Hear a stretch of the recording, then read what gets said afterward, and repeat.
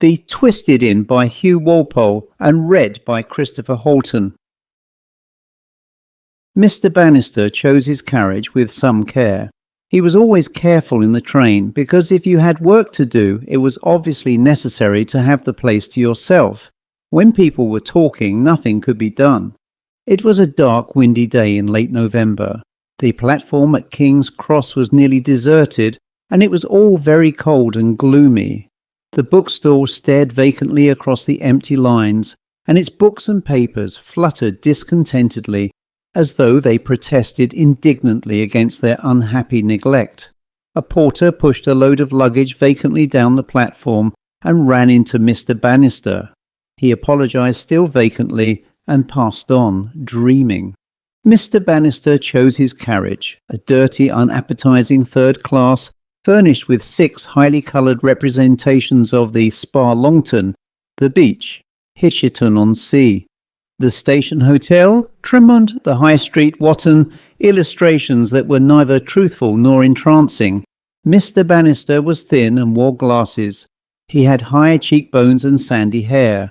His eyes were pale grey, watery and red at the edges. His great coat was threadbare and shiny.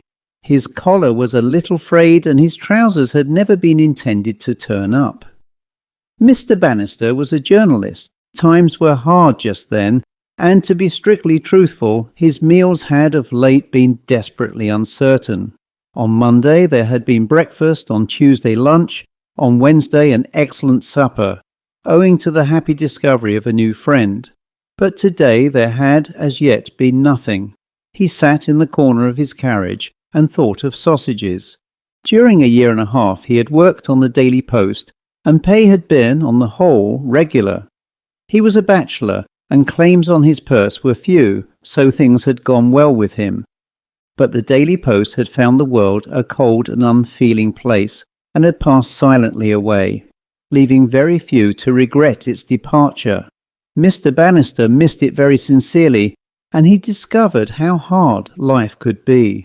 Everything that he handled seemed to be a lost cause, and one paper after another faded away at his eager touch. He depended eventually for his living on the crimes and misfortunes of his fellow men. The world seemed to his tired brain a procession of thieves and murderers with the divorce courts for a background. Today he was hurrying down to a little village in a remote part of Wiltshire to investigate a crime of the night before. It was an affair of the usual kind. A woman had been murdered, and there were suspicions of a lover. Mr. Bannister went to it as he would to his bath or morning cigarette. To his heated brain, murder was the game that everybody played, and he must be back again by the evening to report on a religious revival meeting in Clapham. The clouds were lifting. It was long since he had had 2 jobs in one day, and the Telegraph had given him both of them. The Telegraph was an excellent paper. They had told him that he must be prepared, if necessary, to sleep there during the night. It would be annoying if that were to happen. He would miss the revival. He determined, therefore, to be as speedy as possible, and he would, he hoped, be able to catch the 4:30 train back to town. It was dark and stormy, and the wind whistled outside the carriage. The scudding clouds seemed to catch the top of the trees and drag them in their own hurrying direction. But the riots clung to the grey earth, and the furious heavens tossed the trees back again to their original abiding place. Mr. Bannister's coat was thin, and he shivered in his corner. It was too dark to see, and the train shook so that it was impossible to write. He flung his notebook down and stared moodily out of the window. He was very hungry and was inclined to regard the world as an evil place. His mind flew back to his younger days when his ambition had challenged heaven and his poverty had seemed certain proof of genius. He had breakfasted on Swinburne, lunched on Parter and dined on Meredith.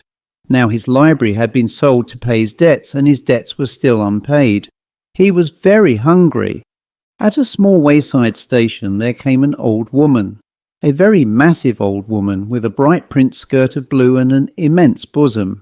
She had also a large basket, a bundle of sticks, and a little boy. The basket and the sticks she placed carefully at her side. The boy she flung behind her. He fell into the corner and crouched there against the cushions, softly sobbing. From her treatment of the boy, Mr. Bannister concluded that she was cruel, and he hated her cruelty, so he looked at her sternly and frowned. She sat staring straight in front of her, her hands planted firmly on her knees. She was an enormous woman. It was growing very dark and horribly cold. It was curiously dark for that time of day, Mr. Bannister thought. Moreover, the pangs of hunger came crowding upon him, and to forsake their company, he plunged into conversation. "It is strangely dark for the hour," he said, and he coughed nervously. But the woman made no reply, only the little boy ceased his sobbing and sat up in his corner to stare amazedly at Mr. Bannister. "It is a dreary day," he said with a little sigh. Perhaps the wind and the noise of the train had drowned his words, for she gave no answer and sat there without movement. She was rude as well as cruel, he thought, and he leaned back in his corner and desolately thought of murders and religious meetings and the profitable emotions of highly strung people. He sat thus for a very considerable time. The train rushed furiously forward, and the landscape grew darker and darker. There must be a terrible storm coming, thought Mr. Bannister. He watched the ebony blackness of the sky, the dark wavering outlines of fantastic trees, the sudden whites and greys of spaces of cloud, and the dear shining of sudden pools. Within the carriage there was silence. An obscurity gathered in the corners and hid the coloured views mercifully in its arms. The outline of the enormous woman was black against the window, and the curve of her great basket stood out hoop-like in front of her. Every now and again the train stopped, but no one ever seemed to get in or out, and the desolate little stations with their pathetically neat gardens stared at the train forlornly, as though they would have liked to stay and talk for a little time. Mr. Bannister felt quite sorry for the little gardens. He was arriving at that state of worldwide sympathy consequent on an empty stomach. He was growing vaguely uneasy. He should surely have arrived at his destination some time before. He was afraid lest he should have passed his station, and so he spoke again to the woman. "Can you tell me," he said politely, "whether we have passed Little Dutton? I am afraid that I must have missed it." But she did not answer him, and her silence frightened him so that he dared not speak to her again. The consequences of missing his stations would be very serious indeed at such a crisis in his affairs. There were plenty of other persons ready to take his place, and the telegraph could scarcely afford to pay men who missed their trains. He could not understand the darkness. He had left King's Cross in the morning, and slow though the train had been, it could not be more than lunchtime now. But the carriage was most horribly dark, and only vaguely from beyond the window he caught distant outlines of trees and sombre houses. Then suddenly he saw a star. There could be no mistake. Vividly, brilliantly, it sparkled at him through the carriage windows. A star. Then the darkness was no pretence, no sudden and furious storm as he had supposed. It was night, but it couldn't be. He was to have arrived at Little Dutton before 1, and now it was dark. Then there came to him the horrible certainty that he had slept. There could be no other possible explanation. He must have slept for hours, and Little Dutton must have been left far, far behind. The horrible discovery left him breathless. He would have to pay for all those miles that he had travelled, and he had nothing to give for them. He had 10 shillings. It had been in his eyes a treasure trove on which he would have many meals in the future, and now it must go to pay for a fruitless journey, and even then it would not be enough. He began to speak excitedly to the woman. "I have slept. I must have been sleeping for hours. Look, there's a star, and I only left King's Cross an hour ago, and it was morning. I must have passed Little Dutton hours ago. It is really dreadfully unfortunate. I can't think how it happened. I've never done anything like that before. But where are we going to now? Shall I be able to get out somewhere and change and be back in Little Dutton tonight? It's really most dreadfully important. I haven't the least idea." And then suddenly the train stopped. Through the carriage window a station lamp gleamed mistily. The large woman collected hurriedly her basket, her sticks and her little boy, and vanished through the door. Mr. Bannister hurriedly followed her. He leaned out over the platform. It was a tiny wayside station with 2 lamps and a wild porter with a long beard. He cried discordantly, all change, and rushed furiously up and down and looked into every carriage. All change, he cried at Mr. Bannister and hurried on. So Mr. Bannister got out and faced the situation. His watch, he found, had stopped. It was bitterly cold and the wind drove furiously down the platform. Above his head the stars and a round-faced jesting moon watched him coldly and without feeling. He grasped the porter by the arm and tried to explain the situation. I want to get back to Little Dutton tonight. I must get back. It's very important. Little Dutton! The porter looked at him and laughed in the depths of his beard. Never heard of it. But you can't anyhow. You can't get anywhere tonight. 6 in the morning. There are no trains. Mr. Bannister stared at him miserably. Oh, but that is most unfortunate. Then I must sleep here. He thought dismally of his 10 shillings and all the noble plans that had been nipped in the bud. There is an inn? Oh, yes, said the porter, and again he laughed. Yes, there is an inn. And he passed off down the platform. Mr. Bannister pulled his poor cloak more tightly about him and searched for a road. It was visible enough, stretching whitely toward a time in front of him, and then of a sudden fearfully black where the trees closed darkly in on it. Down this went Mr. Bannister, and cursed himself for a fool. By an unnecessary and ill-judged sleep he had, perhaps, missed the turning point of his career, and how he was to get back in the morning he had no idea. It occurred to him as strange that the porter had never asked him for his ticket.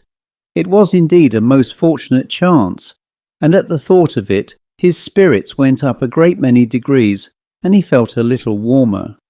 He disliked the blackness of the road and fancied that he was followed. For a moment he stopped and listened to make sure, and it seemed to him that the footsteps also stopped.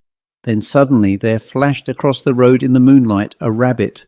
His heart beat furiously and he almost screamed. Then the silence and the perplexing moonlight were too much for him, and he took to his heels and ran panting down the dark road. The wind whistled as he ran. It caught his coat and wrapped it confused round his legs. It slapped him on the face and brought water to his eyes. Then, at a turn of the road, he came upon the inn. It stood out very plainly in the moonlight, and he wondered whether it was the brilliant white spaces and the dark caverns of shadows that gave it its strange appearance. For that it was strange there could be no question. It stood there on the edge of a wider moonlit moor. There seemed to be no other houses near it. It was a thing of gables and overhanging eaves and large diamond-pane windows. It was strangely crooked in shape, and, looked at from the road, seemed to lean curiously to one side. There were lights in the lower windows, and the door stood ajar. He passed through it into the dim, uneven hall. It was dark and musty, with a close, unpleasant feeling of closed windows. On his right the door was open, and he turned into a small room, dusty, with the desolate air of a place long forsaken by human beings. Prim chairs of a faded pink chintz and hard little wooden legs, a round and shiny table, bare save for a little green worsted mat in the middle, and a stiff horsehair sofa were the only furniture of the room. On the walls there was nothing to hide the faded green of the wallpaper, with the single exception of a large photograph hanging by the door. On to this the quivering light of a cracked lamp shining from the window-sill flung an uncertain light. Mr. Bannister started at it with horror. It was the photograph of the large-bosomed woman in the train. She glared down at him as she had stared before into space, cold, menacing, horrible. Then he found at his side a little man whom he knew to be the innkeeper, a man round as a boar with a chubby face and bright brown buttons on his waistcoat. "I should like a bed," explained Mr. Bannister. "I have most unfortunately missed my train, and I cannot leave until 5 tomorrow morning. What are your charges?" "The room will be 3 shillings, breakfast extra," said the little landlord. He had a voice like a chaffinch. "And I will have some bread and cheese and beer," said Mr. Bannister. "Could you tell me the time?" The landlord looked at him. His eyes dilated, his cheeks grew white, and his hands shook. Then he leaned forward as though he would whisper in Mr. Bannister's ear. Then, as suddenly, he stepped back again and vanished through the door out into the passage. Mr. Bannister chose one of the hard pink chintz chairs and waited for the bread and cheese. The room was a room of 1,000 ghosts, and the lamp on the table created a shifting curtain of shadow that crept from corner to corner and stole, like the fingers of a gigantic hand, over the dark green wall. Through the little diamond-paned window glimmered the white expanse of the moor under the moon, a magic lake of frosted silver. He felt very sleepy and hungry. He had no thought now of the expenses of tomorrow and of the letting slip of so great an opportunity. His one wish was for food and a splendid bed into which he might sink down, down, down, with the sheets billowing great waves about him, and so sail on a sea of dreams to a land where journalists were kings and hunger was for those who deserved it. The eyes of the photograph followed him round the room, and he moved from one hard little chair to another in a hopeless attempt to avoid their gaze. But he gave it up and slipped back into his corner and closed his eyes. Soon his head was nodding and he thought that he slept. But it was a very confused sleep, for people came creeping into the room and out again, and he thought that they were bringing his bread and cheese. But they only looked at him and then crept away, silent as they had come. Then at last he awoke with a start, for someone was in the room. He sat up in his chair and rubbed his eyes. At the table were seated 2 men, bending over the lamp, their heads nodding as they talked and flinging giant shadows on the wall behind them. They wore curious huge black hats that fell villainously with most sinister effect over one ear. They wore, moreover, black cloaks that hung in sombre folds behind them over the backs of the pink chintz chairs. He could not see their faces. At their side were large glasses filled with ale, and they glittered in the light of the lamp. Then Mr. Bannister, sitting silently in his dark corner, overheard their conversation. "They are all asleep. There is no one here." "No, the man is alone. We are the only travellers."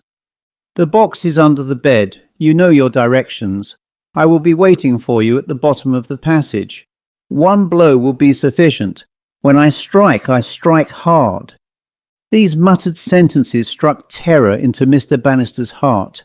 His hands gripped the sides of his chair, and his legs shook so that they knocked against each other. Against whom could their plot be intended? Supposing it should he meant for himself?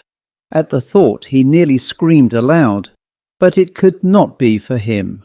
They did not know that he was there. He was a traveller, and there was no box beneath his bed. At any rate, no box of which he had any knowledge.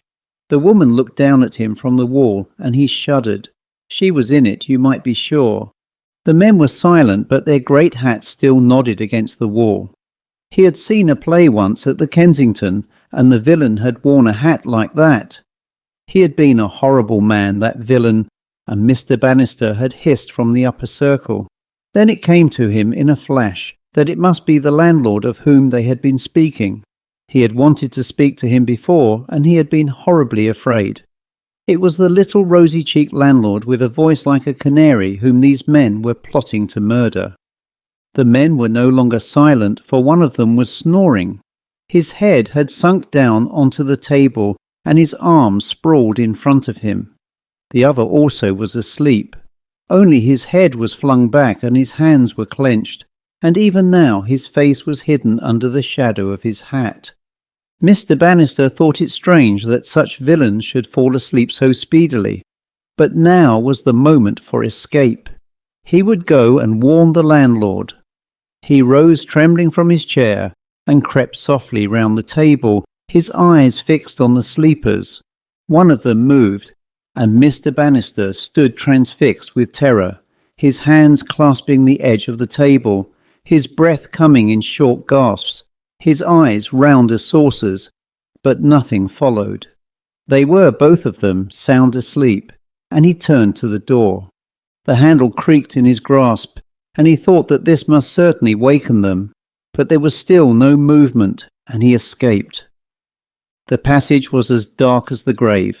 There was, he thought, no time to be lost, and he groped his way by the wall.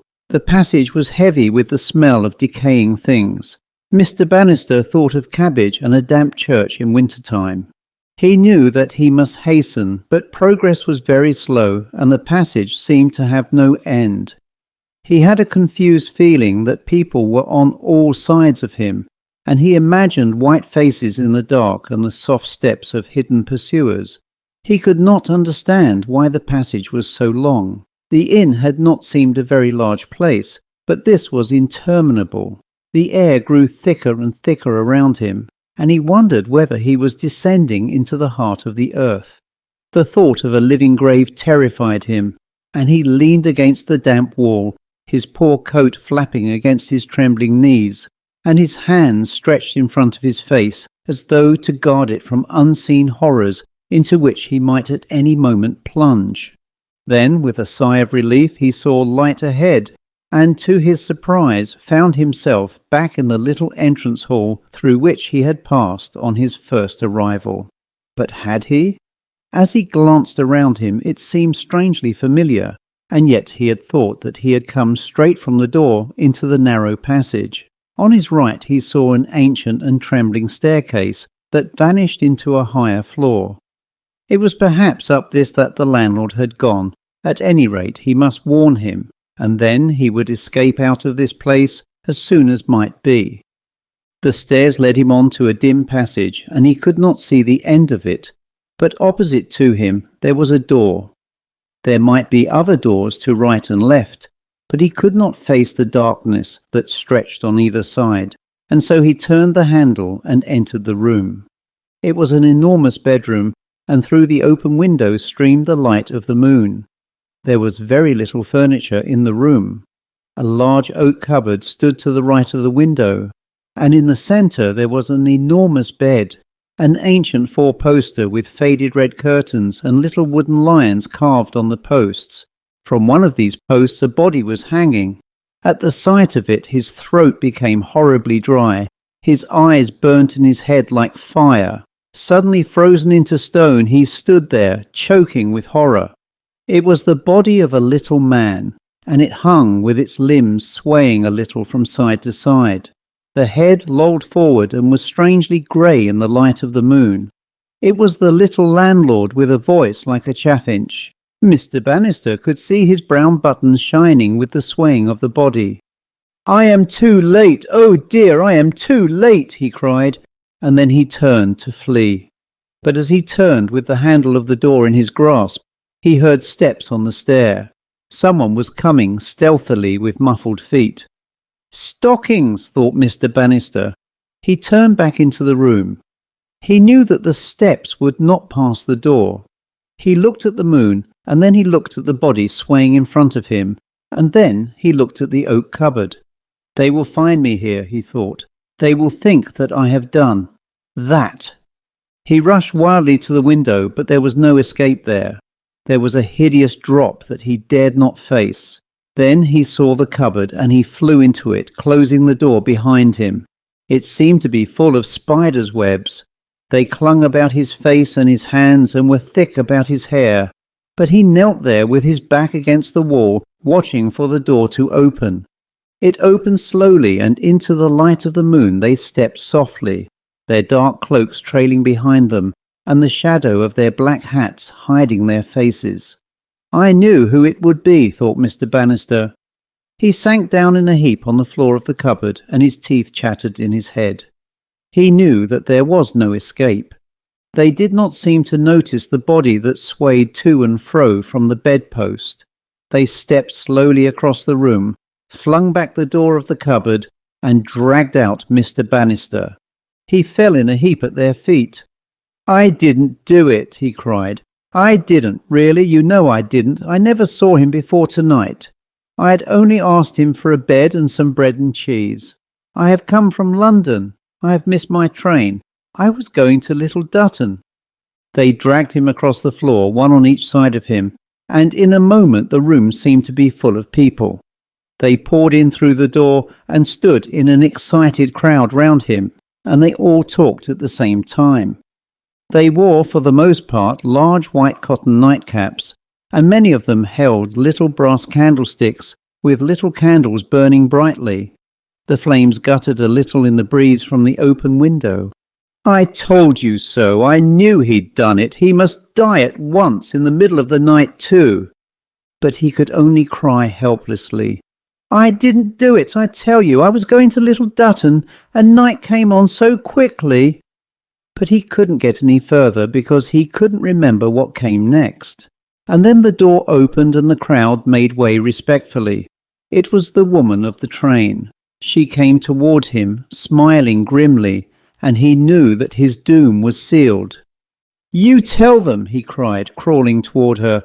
"You know that I was in the train. I was in the same carriage. Tell them I didn't do it. You know I couldn't." But she smiled grimly and motioned with her hand. Someone brought forward a rope, and in a moment it was about his neck. "No, no, not that," he cried. "I am a journalist. It is murder." But they raised him in their arms, and he knew that they were going to hang him from the bedpost by the side of the little landlord. The nightcaps closed round him, the candles flickered in the breeze. The woman watched him with quiet eyes. "This is Little Dutton," she said to him, and she touched him on the arm. "I hope you will forgive my waking you, sir, but this is Little Dutton, and you would have passed it." He thanked her as he rubbed his eyes. She was sitting soberly opposite him, the basket on her knees, and the little boy watched him silently from the corner. "Oh, thank you," he gathered his gloves and his stick. "I have been sleeping, I'm afraid. Thank you very much." As he stepped out onto the platform, he looked at his watch. It was 1:45, lunchtime, and he was very hungry. And so it was a dream. He was conscious of a feeling of intense regret. The wind passed howling down the platform. The porter frowned at him as he gave up his ticket. The main street of Little Dutton stretched drearily in front of him. For a moment he had touched romance. For a moment he had been the centre of a crowd. He had lived. Now he was back again, a journalist in quest of a sordid murder case. He wrapped his shabby coat around him and sighed. Was it after all a dream? Perhaps for a moment he had wakened. For a moment he had been Bannister the romantic. Bannister the centre of life and death. He turned into a shabby restaurant and ordered a chop. Opposite him there sat a commercial traveller, a little run to seed. "Cold," said Mr. Bannister. "Very," said the traveller, and then added as he watched the dust whirl past the window, "It's a dull world." "Not so dull," said Mr. Bannister, and he winked as one who has been through a great experience. "I could tell you things," he said, and he laughed. The End. Mrs. Lunt by Hugh Walpole and read by Christopher Holton. "Do you believe in ghosts?" I asked Runciman. I had to ask him this very platitudinous question, more because he was so difficult a man to spend an hour with than for any other reason. You know his books perhaps, or more probably you don't know them, The Running Man, The Elm Tree, and Crystal and Candlelight. He is one of those little men who are constant enough in this age of immense overproduction of books, men who publish every autumn their novel, who arouse by that publication in certain critics eager appreciation and praise, who have a small and faithful public, whose circulation is very small indeed, who, when you meet them, have little to say, are often shy and nervous, pessimistic and remote from daily life. Such men do fine work, are made but little of in their own day, and perhaps 50 years after their death are rediscovered by some digging critic and become a sort of cult with a new generation. I asked Runciman that question because for some unknown reason I had invited him to dinner at my flat, and was now faced with a long evening filled with that most tiresome of all conversations, talk that dies every 2 minutes and has to be revived with terrific exertions. Being myself a critic and having on many occasions praised Runciman's work, he was the more nervous and shy with me. Had I abused it, he would perhaps have had plenty to say. He was that kind of man. But my question was a lucky one. It roused him instantly. His long, bony body became full of a new energy. His eyes stared into a rich and exciting reminiscence. He spoke without pause, and I took care not to interrupt him. He certainly told me one of the most astounding stories I have ever heard. Whether it was true or not, I cannot of course say. These ghost stories are nearly always at second or third hand. I had at any rate the good fortune to secure mine from the source. Moreover, Runciman was not a liar. He was too serious for that. He himself admitted that he was not sure at this distance of time as to whether the thing had gained as the years passed. However, here it is as he told it. It was some 15 years ago, he said. I went down to Cornwall to stay with Robert Lunt. Do you remember his name? No, I suppose you do not. He wrote several novels, some of those half and half things that are not quite novels, not quite poems, rather mystical and picturesque, and are the very devil to do well. Delamere's Return is a good example of the kind of thing. I had reviewed somewhere his last book and reviewed it favourably, and received from him a really touching letter showing that the man was thirsting for praise, and also, I fancied, for company. He lived in Cornwall somewhere on the seacoast, and his wife had died a year ago. He said he was quite alone there, and would I come and spend Christmas with him? He hoped I would not think this impertinent. He expected that I would be engaged already, but he could not resist the chance. Well, I wasn't engaged, far from it. If Lunt was lonely, so was I. If Lunt was a failure, so was I. I was touched, as I have said, by his letter, and I accepted his invitation. As I went down in the train to Penzance, I wondered what kind of a man he would be. I had never seen any photographs of him. He was not the sort of author whose picture the newspapers publish. He must be, I fancied, about my own age, perhaps rather older. I know when we're lonely how some of us are forever imagining that a friend will somewhere turn up, that ideal friend who will understand all one's feelings, who will give one affection without being sentimental, who will take an interest in one's affairs without being impertinent. Yes, the sort of friend one never finds. I fancy that I became quite romantic about Lunt before I reached Penzance. We would talk, he and I, about all those literary questions that seemed to me at that time so absorbing. We would perhaps often stay together and even travel abroad on these little journeys that are so swiftly melancholy when one is alone, so delightful when one has a perfect companion. I imagine him as sparse and delicate and refined, with a sort of wistfulness and rather childish play of fancy. We had both so far failed in our careers, but perhaps together we would do great things. When I arrived at Penzance, it was almost dark, and the snow, threatened all day by an overhanging sky, had begun gently and timorously to fall. He had told me in his letter that a fly carriage would be at the station to take me to his house, and there I found it, a funny old weather-beaten carriage with a funny old weather-beaten driver. At this distance of time my imagination may have created many things, but I fancy that from the moment I was shut into that carriage, some dim suggestion of fear and apprehension attacked me. I fancy that I had some absurd impulse to get out of the thing and take the night train back to London again, an action that would have been very unlike me, as I had always a sort of obstinate determination to carry through anything that I had begun. In any case, I was uncomfortable in that carriage. It had, I remember, a nasty musty smell of damp straw and stale eggs, and it seemed to confine me so closely, as though it were determined that once I was in, I should never get out again. Then it was bitterly cold. I was colder during that drive than I have ever been before or since. It was that penetrating cold that seems to pierce your very brain, so that I could not think with any clearness, but only wish again and again that I hadn't come. Of course, I could see nothing, only feel the jolt over the uneven road, and once and again we seemed to fight our way through dark paths, because I could feel the overhanging branches of the trees knock against the cab with mysterious taps, as though they were trying to give me some urgent message. Well, I mustn't make more of it than the facts allow, and I mustn't see into it all the significance of the events that followed. I only know that as the drive proceeded, I became more and more miserable with the cold of my body, the misgivings of my imagination, the general loneliness of my case. At last we stopped. The old scarecrow got slowly off his box, with many heavings and sighings, came to the cab door, and with great difficulty and irritating slowness opened it. I got out of it and found that the snow was now falling very heavily indeed, and that the path was lighted with its soft, mysterious glow.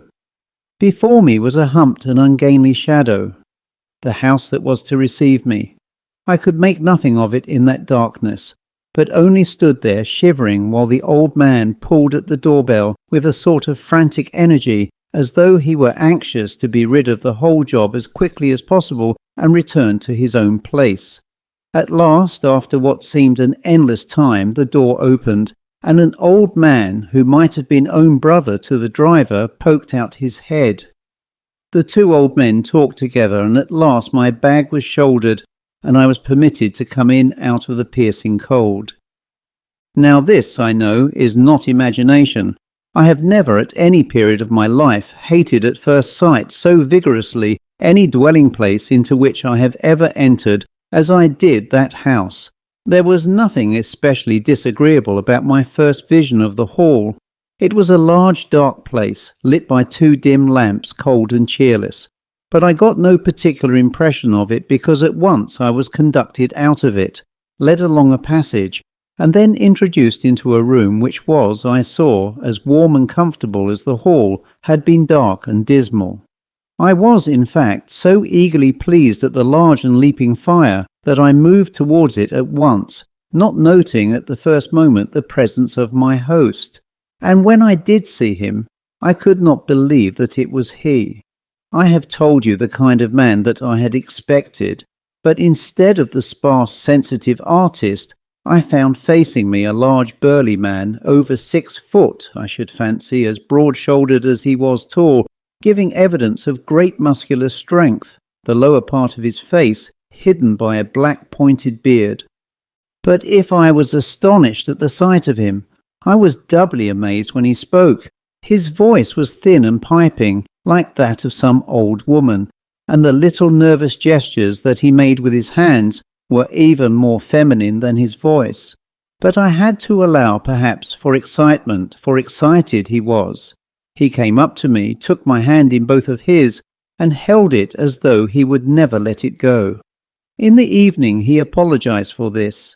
"I was so glad to see you," he said. "I couldn't believe that really you would come. You are the first visitor of my own kind that I have had here for ever so long. I was ashamed indeed of asking you, but I had to snatch at the chance. It means so much to me." His eagerness, in fact, had something disturbing about it, something pathetic too. He simply couldn't do too much for me.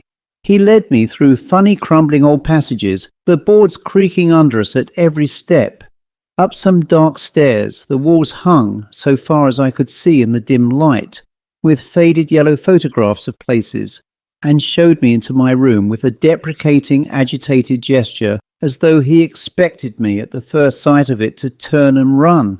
I didn't like it any more than I liked the rest of the house, but that was not my host's fault. He had done everything he possibly could for me. There was a large fire flaming in the open fireplace.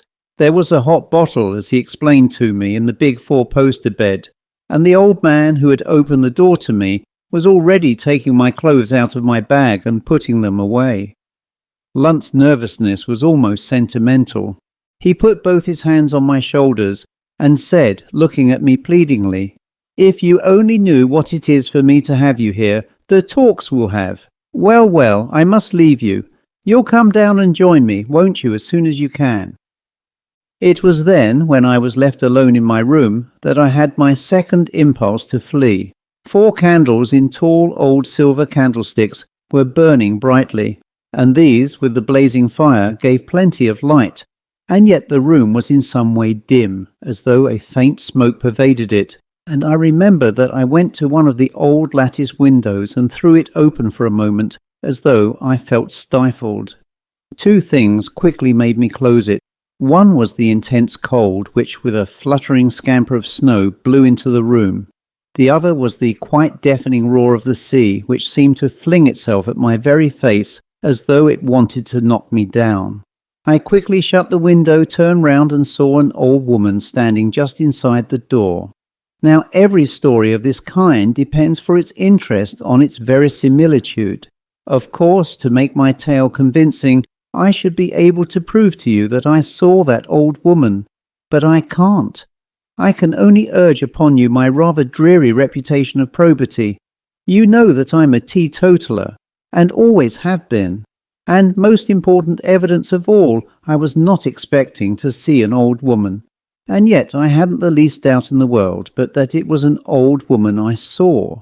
You may talk about shadows, clothes hanging on the back of the door, and the rest of it, I don't know. I've no theories about this story. I'm not a spiritualist. I don't know that I believe in anything especially, except the beauty of beautiful things. We'll put it, if you like, that I fancied that I saw an old woman, and my fancy was so strong that I can give you to this day a pretty detailed account of her appearance. She wore a black silk dress, and on her breast was a large, ugly gold brooch. She had black hair, brushed back from her forehead and parted down the middle. She wore a collar of some white stuff around her throat. Her face was one of the wickedest, most malignant and furtive that I have ever seen, very white in colour. She was shriveled enough now, but might once have been rather beautiful. She stood there quietly, her hands at her side. I thought that she was some kind of housekeeper. "I have everything I want, thank you," I said. "What a splendid fire!" I turned for a moment towards it, and when I looked back she was gone. I thought nothing of this, of course, but drew up an old chair covered with green faded tapestry, and thought that I would read a little from some book that I had brought down with me before I went to join my host.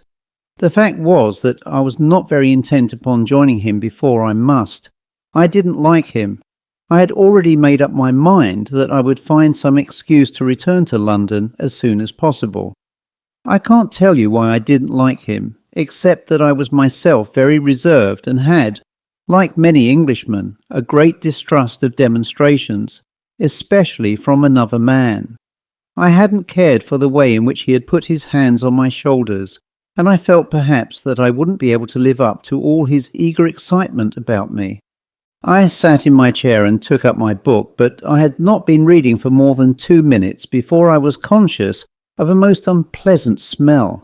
Now there are all sorts of smells, healthy and otherwise, but I think the nastiest is that chilly kind of odour that comes from bad sanitation and stuffy rooms combined.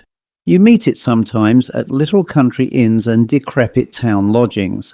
This smell was so definite that I could almost locate it. It came from near the door.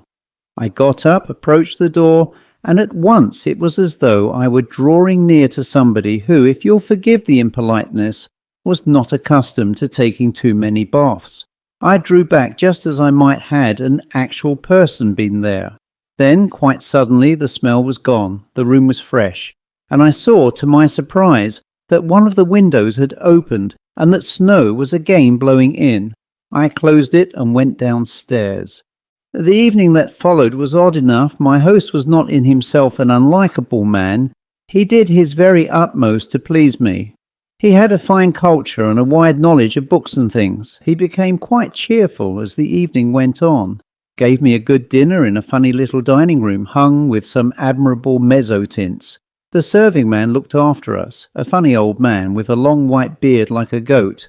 And oddly enough, it was from him that I first recaught my earlier apprehension. He had just put the dessert on the table, had arranged my plate in front of me, when I saw him give a start and look towards the door. My attention was attracted to this because his hand, as it touched the plate, suddenly trembled. My eyes followed, but I could see nothing. That he was frightened of something was perfectly clear, and then, it may of course very easily have been fancy, I thought that I detected once more that strange unwholesome smell. I forgot this again when we were both seated in front of a splendid fire in the library. Lunt had a very fine collection of books, and it was delightful to him, as it is to every book collector, to have somebody with him who could really appreciate them. We stood looking at one book after another and talking eagerly about some of the minor early English novelists who were my especial hobby: Beige, Godwin, Henry Mackenzie, Mrs. Shelley, Matt Lewis and others, when once again he affected me most unpleasantly by putting his arm round my shoulders. I have all my life disliked intensely to be touched by certain people. I suppose we all feel like this. It is one of those inexplicable things, and I disliked this so much that I abruptly drew away. Instantly he was changed into a man of furious and ungovernable rage. I thought that he was going to strike me. He stood there quivering all over, the words pouring out of his mouth incoherently, as though he were mad and did not know what he was saying. He accused me of insulting him, of abusing his hospitality, of throwing his kindness back into his face, and of 1,000 other ridiculous things. And I can't tell you how strange it was to hear all this coming out in that shrill, piping voice as though it were from an agitated woman, and yet to see with one's eyes that big, muscular frame, those immense shoulders and that dark bearded face. I said nothing. I am physically a coward. I dislike above anything else in the world any sort of quarrel. At last I brought out, "I am very sorry, I didn't mean anything, please forgive me," and then hurriedly turned to leave the room. At once he changed again. Now he was almost in tears. He implored me not to go, said it was his wretched temper, but that he was so miserable and unhappy, and had for so long now been alone and desolate that he hardly knew what he was doing. He begged me to give him another chance, and if I would only listen to his story, I would perhaps be more patient with him. At once, so oddly is man constituted, I changed in my feelings towards him. I was very sorry for him. I saw that he was a man on the edge of his nerves, and that he really did need some help and sympathy, and would be quite distracted if he could not get it. I put my hand on his shoulder to quieten him, and to show him that I bore no malice, and I felt that his great body was quivering from head to foot. We sat down again, and in an odd, rambling manner he told me his story. It amounted to very little, and the gist of it was that, rather to have some sort of companionship than from any impulse of passion, he had married some 15 years before the daughter of a neighbouring clergyman. They had had no very happy life together, and at the last, he told me quite frankly, he had hated her. She had been mean, overbearing, and narrow-minded. It had been, he confessed, nothing but a relief to him when, just a year ago, she had suddenly died from heart failure. He had thought then that things would go better with him, but they had not. Nothing had gone right with him since. He hadn't been able to work. Many of his friends had ceased to come to see him. He had found it even difficult to get servants to stay with him. He was desperately lonely. He slept badly. That was why his temper was so terribly on edge. He had no one in the house with him save the old man, who was fortunately an excellent cook, and a boy, the old man's grandson. "Oh, I thought," I said, that excellent meal tonight was cooked by your housekeeper." "My housekeeper," he answered. "There's no woman in the house." "Oh, but one came to my room," I replied, "this evening, an old ladylike looking person in a black silk dress." "You were mistaken," he answered in the oddest voice, as though he were exerting all the strength that he possessed to keep himself quiet and controlled. "I'm sure that I saw her," I answered. "There couldn't be any mistake," and I described her to him. "You were mistaken," he repeated again. "Don't you see that you must have been when I tell you there is no woman in the house?" I reassured him quickly, lest there should be another outbreak of rage. Then there followed the strangest kind of appeal. Urgently, as though his very life depended upon it, he begged me to stay with him for a few days. He implied, although he said nothing definitely, that he was in great trouble, that if only I would stay for a few days all would be well, that if ever in all my life I had had a chance of doing a kind action, I had one now, that he couldn't expect me to stop in so dreary a place, but that he would never forget it if I did. He spoke in a voice of such urgent distress that I comforted him as I might a child, promising that I would stay and shaking hands with him on it, as though it were a kind of solemn oath between us. I am sure that you would wish me to give you this incident as it occurred, and if the final catastrophe seems to come, as it were, accidentally, I can only say to you that that was how it happened. It is since the event that I have tried to put two and two together, and that they don't altogether make four is the fault that mine shares, I suppose, with every true ghost story. But the truth is that after that very strange episode between us, I had a very good night. I slept the sleep of all justice, cosy and warm in my four-poster, with the murmur of the sea beyond the windows to rock my slumbers.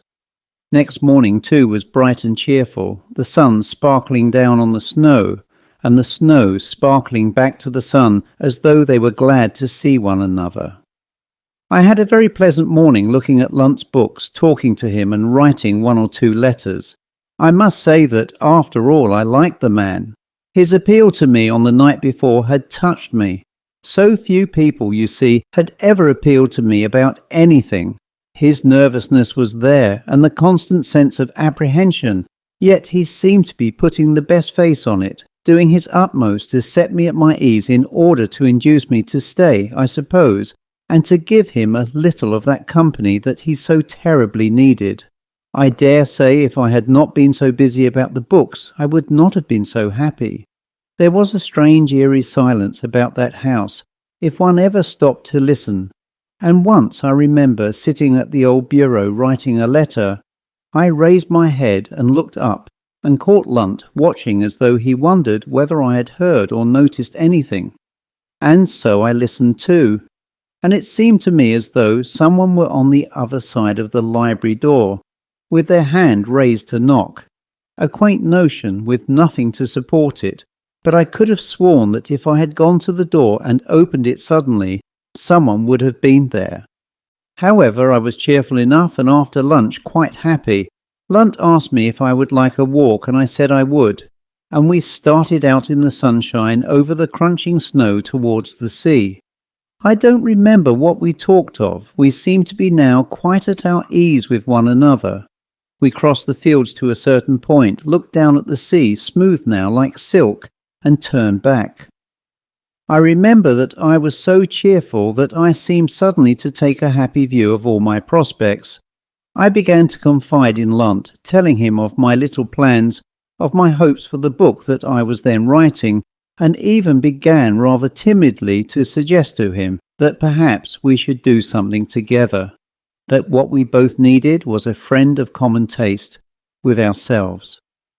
I know that I was talking on, that we had crossed a little village street, and were turning up the path towards the dark avenue of trees that led to his house, when suddenly the change came. What I first noticed was that he was not listening to me. His gaze was fixed beyond me into the very heart of the black clump of trees that fringed the silver landscape. I looked too, and my heart bounded. There was, standing just in front of the trees, as though she were waiting for us, the old woman whom I had seen in my room the night before. I stopped.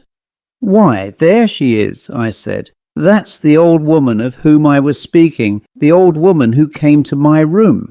He caught my shoulder with his hand. "There's nothing there," he said.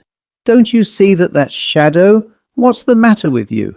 Can't you see that there's nothing?" I stepped forward, and there was nothing, and I wouldn't to this day be able to tell you whether it was hallucination or not.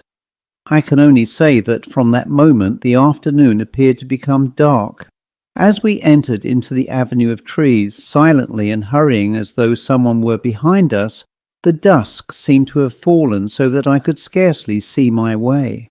We reached the house breathless. He hastened into his study as though I were not with him, but I followed, and closing the door behind me, said, with all the force that I had at command, "Now, what is this? What is it that's troubling you? You must tell me. How can I help you if you don't?" And he replied, in so strange a voice that it was as though he had gone out of his mind, "I tell you there's nothing. Can't you believe me when I tell you there's nothing at all? I'm quite all right. Oh, my God, don't leave me. This is the very day, the very night she said, but I did nothing, I tell you, I did nothing. It's only her beastly malice." He broke off. He still held my arm with his hand. He made strange movements, wiping his forehead as though it were damp with sweat, almost pleading with me, then suddenly angry again, then beseeching once more, as though I had refused him the one thing he wanted. I saw that he was truly not far from madness, and I began myself to have a sudden terror of this damp, dark house, this great trembling man, and something more that was worse than they. But I pitied him. How could you or any man have helped it? I made him sit down in the armchair beside the fire, which had now dwindled to a few glimmering red coals. I let him hold me close to him with his arm and clutch my hand with his, and I repeated as quietly as I might, "But tell me, don't be afraid, whatever it is you have done. Tell me what danger it is you fear, and then we can face it together." "Fear, fear," he repeated, and then, with a mighty effort which I could not but admire, he summoned all his control. "I'm off my head," he said, "with loneliness and depression. My wife died a year ago on this very night. We hated one another. I couldn't be sorry when she died, and she knew it. When that last heart attack came on, between her gasps, she told me that she would return, and I've always dreaded this night. That's partly why I asked you to come, to have someone here, anybody, and you've been very kind, more kind than I had any right to expect. You must think me insane going on like this, but see me through tonight, and we'll have splendid times together. Don't desert me now of all times." I promised that I would not. I soothed him as best I could. We sat there for I know not how long through the gathering dark. We neither of us moved, the fire died out, and the room was lit with a strange dim glow that came from the snowy landscape beyond the uncurtained windows. Ridiculous, perhaps, as I look back at it.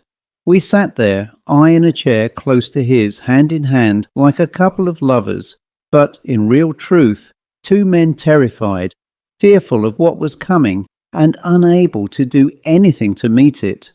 I think that was perhaps the queerest part of it, a sort of paralysis that crept over me.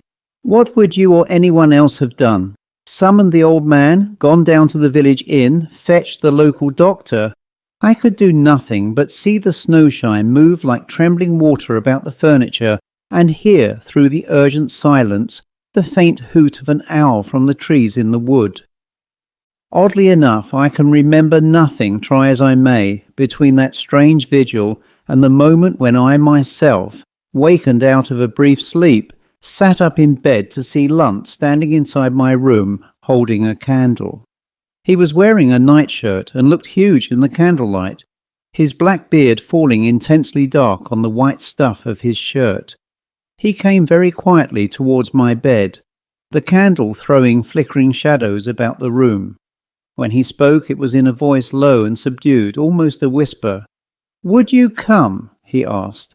"Only for half an hour. Just for half an hour," he repeated, staring at me as though he didn't know me. "I'm unhappy without somebody. Very unhappy." Then he looked over his shoulder, held the candle high above his head, and stared piercingly at every part of the room. I could see that something had happened to him, that he had taken another step into the country of fear, a step that had withdrawn him from me and from every other human being. He whispered, When you come, tread softly. I don't want anyone to hear us. I did what I could. I got out of bed, put on my dressing gown and slippers, and tried to persuade him to stay with me. The fire was almost dead, but I told him that we would build it up again, and that we would sit there and wait for the morning. But no, he repeated again and again. It's better in my own room. We're safer there. Safe from what? I asked him, making him look at me. Lunt, wake up. You're as though you were asleep. There's nothing to fear. We've nobody but ourselves. Stay here and let us talk, and have done with this nonsense. But he wouldn't answer, only drew me forward down the dark passage and then turned into his room, beckoning me to follow. He got into bed and sat hunched up there, his hands holding his knees, staring at the door, and every once and again shivering with a little tremor. The only light in the room was that from the candle, now burning low, and the only sound was the purring whisper of the sea. It seemed to make little difference to him that I was there. He did not look at me, but only at the door, and when I spoke to him, he did not answer me, nor seem to hear what I had said. I sat down beside the bed, and in order to break the silence, talked on about anything, about nothing, and was dropping off, I think, into a confused doze, when I heard his voice breaking across mine. Very clearly and distinctly he said, "If I killed her, she deserved it. She was never a good wife to me, not from the first. She shouldn't have irritated me as she did. She knew what my temper was. She had a worse one than mine, though. She can't touch me. I'm as strong as she is." And it was then, as clearly as I can now remember, that his voice suddenly sank into a sort of gentle whisper, as though he were almost glad that his fears had been confirmed. He whispered, "She's there." I cannot possibly describe to you how that whisper seemed to let fear loose like water through my body. I could see nothing. The candle was flaming high in the last moments of its life. I could see nothing, but Lunt suddenly screamed with a shrill cry like a tortured animal in agony. "Keep her off me! Keep her away from me! Keep her off! Keep her off!" He caught me, his hands digging into my shoulders. Then, with an awful effect of constricted muscles, as though rigour had caught and held him, his arms slowly fell away. He slipped back onto the bed as though someone were pushing him. His hands fell against the sheet. His whole body jerked with a convulsive effort, and then he rolled over. I saw nothing. Only quite distinctly in my nostrils was that same fetid odour that I had known on the preceding evening. I rushed to the door, opened it, shouted down the long passage again and again, and soon the old man came running. I sent him for the doctor, and then could not return to the room, but stood there listening, hearing nothing save the whisper of the sea, the loud ticking of the hall clock. I flung open the window at the end of the passage. The sea rushed in with its precipitant roar. Some bells chimed the hour. Then at last, beating into myself more courage, I turned back towards the room. "Well?" I asked as Runciman paused. "He was dead, of course." "Dead," the doctor afterwards said, "of heart failure." "Well?" I asked again. "That's all." Runciman paused. "I don't know whether you can even call it a ghost story. My idea of the old woman may have been all hallucination. I don't even know whether his wife was like that when she was alive. She may have been large and fat. Lunt died of an evil conscience." "Yes," I said. "The only thing," Runciman added at last, after a long pause, "is that on Lunt's body there were marks, on his neck especially, some on his chest, as of fingers pressing in, scratches and dull blue marks. He may, in his terror, have caught at his own throat." "Yes," I said again. "Anyway," Runciman shivered, "I don't like Cornwall, beastly county. Queer things happen there, something in the air." "So I've heard," I answered. The end. The Staircase by Hugh Walpole and read by Christopher Holton. It doesn't matter in the least where this old house is. There were once many houses like it. Now there are very few. It was born in 1540. You can see the date of its birth over the lintel of the porch cut into the stone. It is E-shaped with central porch and wings at each end. Its stone is now, in its present age, weathered to a beautiful colour of pearl grey purple shadowed. This stone makes the house seem old, but it is not old. Its heart and veins are strong and vigorous. Only its clothes now are shabby. It is a small house as Tudor manor houses go, but its masonry is very solid, and it was created by a spirit who cared that it should have every grace of proportion and strength. The wings have angled buttresses and the porch rises to twisted terminals. There are twisted terminals with cupola tops also upon the gables, and the chimneys too are twisted. The mullioned windows have arched heads, and the porch has a Tudor arch. The arch is an entrance to a little quadrangle, and there are rooms above and gables on either side. Here and there is rich carving very fancifully designed. It is set upon a little hill, and the lawn runs down to a small formal garden with box hedges mounted by animals fancifully cut, a sundial, a little stone temple. Fields spread on either side of it and are bordered completely by a green tangled wood. The trees climb skywards on every side, but they are not too close about the house. They are too friendly to it to hurt it in any way. Over the arched porch, a very amiable gargoyle hangs his head. He has one eye closed and a protruding chin from which the rain drips on a wet day, and in the winter icicles hang from it. All the country about the house is very English, and the villages have names like Croxton, Little Pudding, Big Pudding, Englehart and Applewain. A stream runs at the end of the lower field, runs through the wood, under the road, by other fields, so far as Bonnet, where it becomes a river and broadens under bridges at Peckwit, the country town.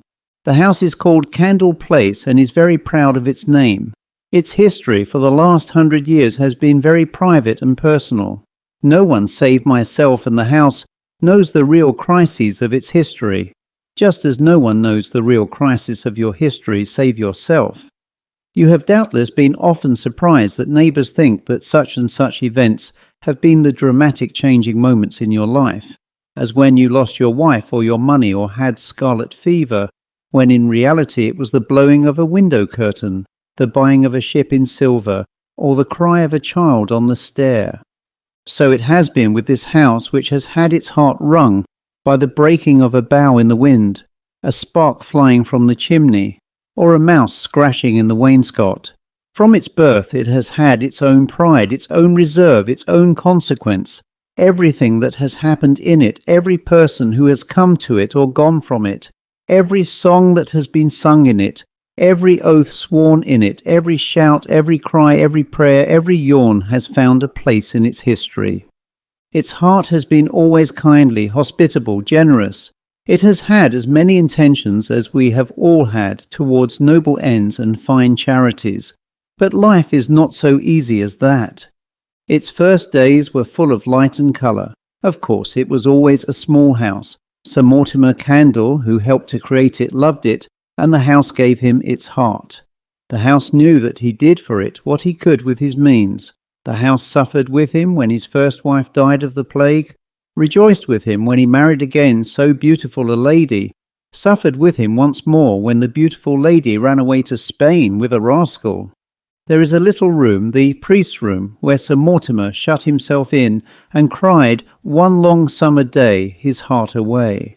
When he came out of there, he had no heart any more, and the house, the only witness of that scene, put its arms about him, loved him more dearly than it had ever done, and mourned him most bitterly when he died. The house after that had a very especial tenderness for the priest's room, which was first hung with green tapestry, and then had dark panelling, and then was whitewashed, and then had a Morris wallpaper, and then discovered its dark panelling again, changing its clothes but never forgetting anything. But the house was never a sentimental weakling. It was rather ironic in spirit because of the human nature that it saw and the vanity of all human wishes. As to this business of human wishes and desires, the house has never understood them, having a longer vision and a quieter, more tranquil heart. After the experience that it has had of these strange, pathetic, obstinate, impulsive, short-sighted beings, It has decided perhaps that they are bent on self-ruin and seem to wish for that. This has given the house an air of rather chuckling tenderness. Considering such oddities, its chin in its hand and the wood gathering round to listen, whether there should be anything worth listening to, for the house when it likes is a good storyteller, the eye of its mind goes back to a number of puzzling incidents, and most puzzling of all, to the story of Edmund Candle and his Lady Dorothy, the events of a close summer evening in 1815, the very day that the house and its inhabitants had the news of Waterloo. Sir Edmund Candle was a very restless travelling gentleman, and all the trouble began with that. The house could never understand what pleasure he found in all these tiresome foreign tours that he prosecuted when there was the lovely English country for him to spend his days in. His wife Dorothy could not understand this either. There was a kind of fated air about them from the moment of their marriage. The house noticed it on their very wedding day, and the priest's room murmured to the parlour, "Here's an odd pair," and the staircase whispered to the little dark hall with the family pictures, "This doesn't look too well," and the powder closet repeated to the yellow bedroom, "No, this doesn't look well at all." They had, of course, all known Edmund from his birth. He was a swarthy, broad-shouldered baby, unusually long in the leg, and from the very beginning he was known for his tender heart and his obstinate will. These two qualities made him very silent. His tender heart caused him to be afraid of giving himself away. His obstinate will made him close his mouth and jut out his chin, so that nobody could possibly say that his resolve showed signs of weakening. He had a sister, Henrietta, who was the cause of all the later trouble. The house never from the beginning liked Henrietta. It considered that always she had been of a sly, mean, greedy disposition. There is nothing like a house for discovering whether people are mean or greedy. Chests of drawers, open fireplaces, chairs and tables, staircases and powder closets, these are the wise recipients of impressions whose confidence and knowledge you can shake neither by lies nor arrogances. The house was willing to grant that Henrietta loved her brother, but in a mean, grasping, greedy manner, and jealousy was her other name. They were children of a late marriage, and their parents died of the smallpox when Edmund was 19 and Henrietta 21. After that, Henrietta ruled the house because Edmund was scarcely ever there, and the house disliked exceedingly her rule. This house was, as I have said, a loyal and faithful friend and servant of the Candle family.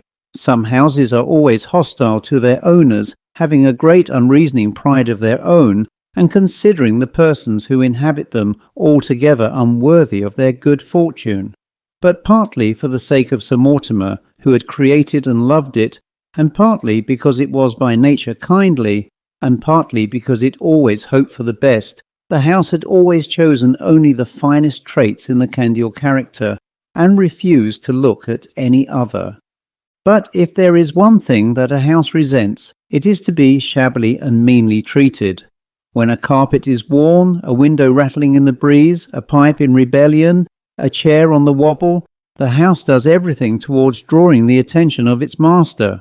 This house had been always wonderfully considerate of expense and the costliness of all repair. It knew that its masters were not men of great wealth and must go warily with their purposes, but until Henrietta, the Candles had been generous within their powers. They had had a pride in the house which made them glad to be generous. Henrietta had no such pride. She persisted in what she called an adequate economy, declaring that it was her duty to her brother who drove her. But as the house, who was never deceived about anything, very well knew, this so-called economy became her god, and to save money her sensual passion. She grew into a long bony woman with a faint moustache on her upper lip and a strange, heavy, flat-footed way of walking. The staircase, a little conceited perhaps because of its lovely banisters that were as delicate as lace, hated her tread and declared that she was so common that she could not be a Candle. Several times the staircase tripped her up out of sheer maliciousness. The storeroom hated her more than did in any other part of the house. Every morning she was there, skimping and cheese-paring, making this last and doing without that, wondering whether this were not too expensive and that too outrageous. Of course, her maidservants would not stay with her. She found it cheapest to engage little charity girls, and when she had them, she starved them. It is true that she also starved herself, but that was no virtue. The house would see the little charity girls crying from sheer hunger in their beds, and its heart would ache for them. This was, of course, to some degree different when Edmund came home from his travels, but not very different because he was always considerably under his sister's influence. He was soft-hearted and she was hard, and as the house very well knew, the hard ones always win. Henrietta loved her brother, but she was also afraid of him. She was very proud of him, but yet more proud of her domination over him. When he was 30 and she 32, she was convinced that he would never marry. It had been once her terror that he should, and she would lie awake thinking one moment of the household accounts and the next of wicked girls who might entrap her brother. But it seemed that he was never in love. He returned from every travel as virgin as before. She said to him one morning, smiling her rather grim smile, "Well, brother, you are a bachelor for life, I think." It was then that he told her that he was shortly to marry Miss Dorothy Preston of Cathwick Hall. He spoke very quietly, but as the armchair in the Adam room noticed, he was not quite at his ease. They were speaking in the Adam room at the time, and this armchair had only recently been purchased by Edmund Candle. The room was not known then as the Adam room, and it had that title later, but it was the room of Edmund's heart. The fireplace was in the Adam style, and so were the ceiling, and the furniture, the chairs, the table, the sofa, the commode Edmund had had made for him in London. Very lovely they were, of satin wood and mahogany, with their general effect of straight line, but modified by lovely curves, delicate and shining. In the centre of the commode was a painted vase of flowers, on the ceiling a heavenly tracing of shell-like circles. Everywhere grace and strength and the harmony of perfect workmanship. This room was for Edmund, the heart of England, and he would stand in it, his dark eyes glowing, fingering his stock, slapping his tight thigh with his riding whip, a glory at his heart. Many things he had brought with him from foreign countries. There was the Chinese room, and the little dining room was decorated with Italian pictures. In his own room that he called the library, there was an inkhorn that had been, they said, Mirabeau's, a letter of Marie Antoinette's, a yellow lock cut from the hair of a mermaid, and some of the feathers from the headdress of an African chieftain. Many more treasures than these. But it was the parlour with the fine furniture bought by him in London that was England, and it was of this room that he thought when he was tossing on the Bay of Biscay, or studying pictures in Florence, or watching the ablutions of natives in the sacred river. It was in this room that he told his sister that he intended marriage. She made no protest. She knew well enough when her brother's mind was made up. But it was a sunny morning when he told her, and as the sun, having embraced merrily the box-hedge peacocks and griffins, looked in to wish good morning to the sofa and the round shining satin wood table that balanced itself so beautifully on its slim delicate legs, it could tell that the table and chairs were delighted about something. "What is it?" said the sun, rubbing its chin on the window-sill. "There's a new mistress coming," said the table and chairs. And when she came, they all fell at once in love with her. Was there ever anyone so charming and delicate in her primrose-coloured gown, her pretty straw bonnet and the grey silk scarf about her shoulders? Was there ever anyone so charming? Of course Henrietta did not think so. This is an old story, this one of the family relations greeting so suspiciously the new young bride. But it is always actual enough in its tragedy and heartbreak, however often it may have happened before. Is it sentimental to be sorry because the new Lady Candle was sad and lonely and cried softly for hours at night while her husband slept beside her? At that time, at least, the house did not think so. Possibly by now it has grown more cynical. It cannot any more than the humans who inhabit it, altogether be unaware of the feeling and colour of its time. In any case, the house loved Dorothy Candle and was deeply grieved at her trouble. That trouble was, one must realise, partly of her own making. Her husband loved her, nay, he adored her with all the tenderness and tenacity that were part of his character. He adored her and was bored by her. As everyone knows, this is a most aggravating state of feeling. He thought her beautiful, good, amiable and honest, but he had nothing at all to say to her.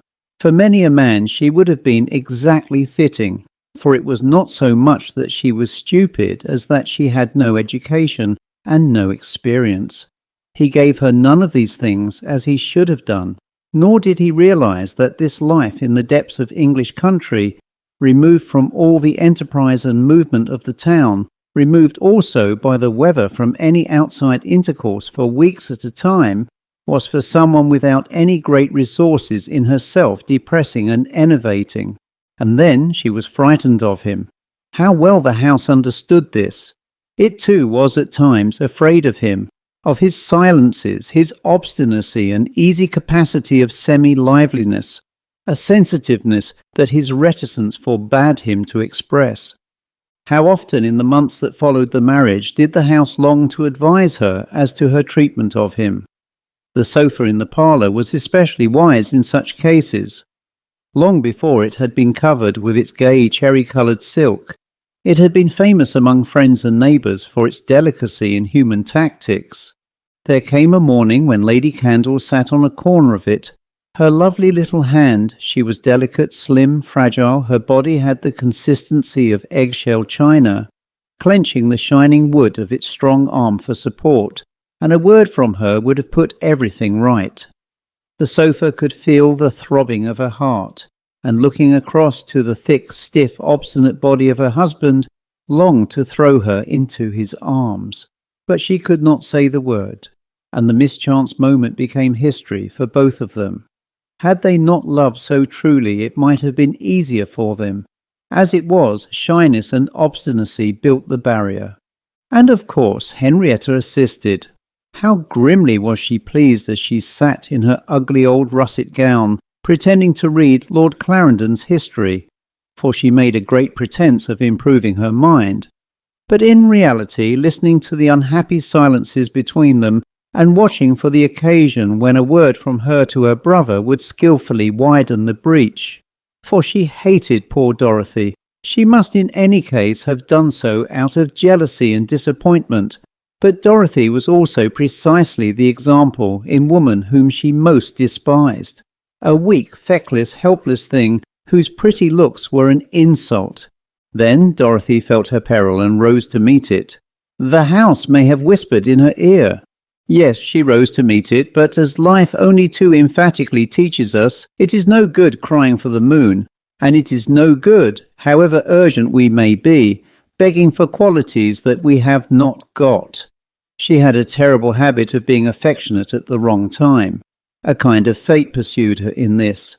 He would return from his afternoon's ride, pleasantly weary, eager for his wife and happy in the thought of a little romantic dalliance, and she, fancying that he would not be disturbed, would leave him to snore beside the fire. Or a neighbour squire would visit him, and he be off with him for the afternoon, and she feel neglected.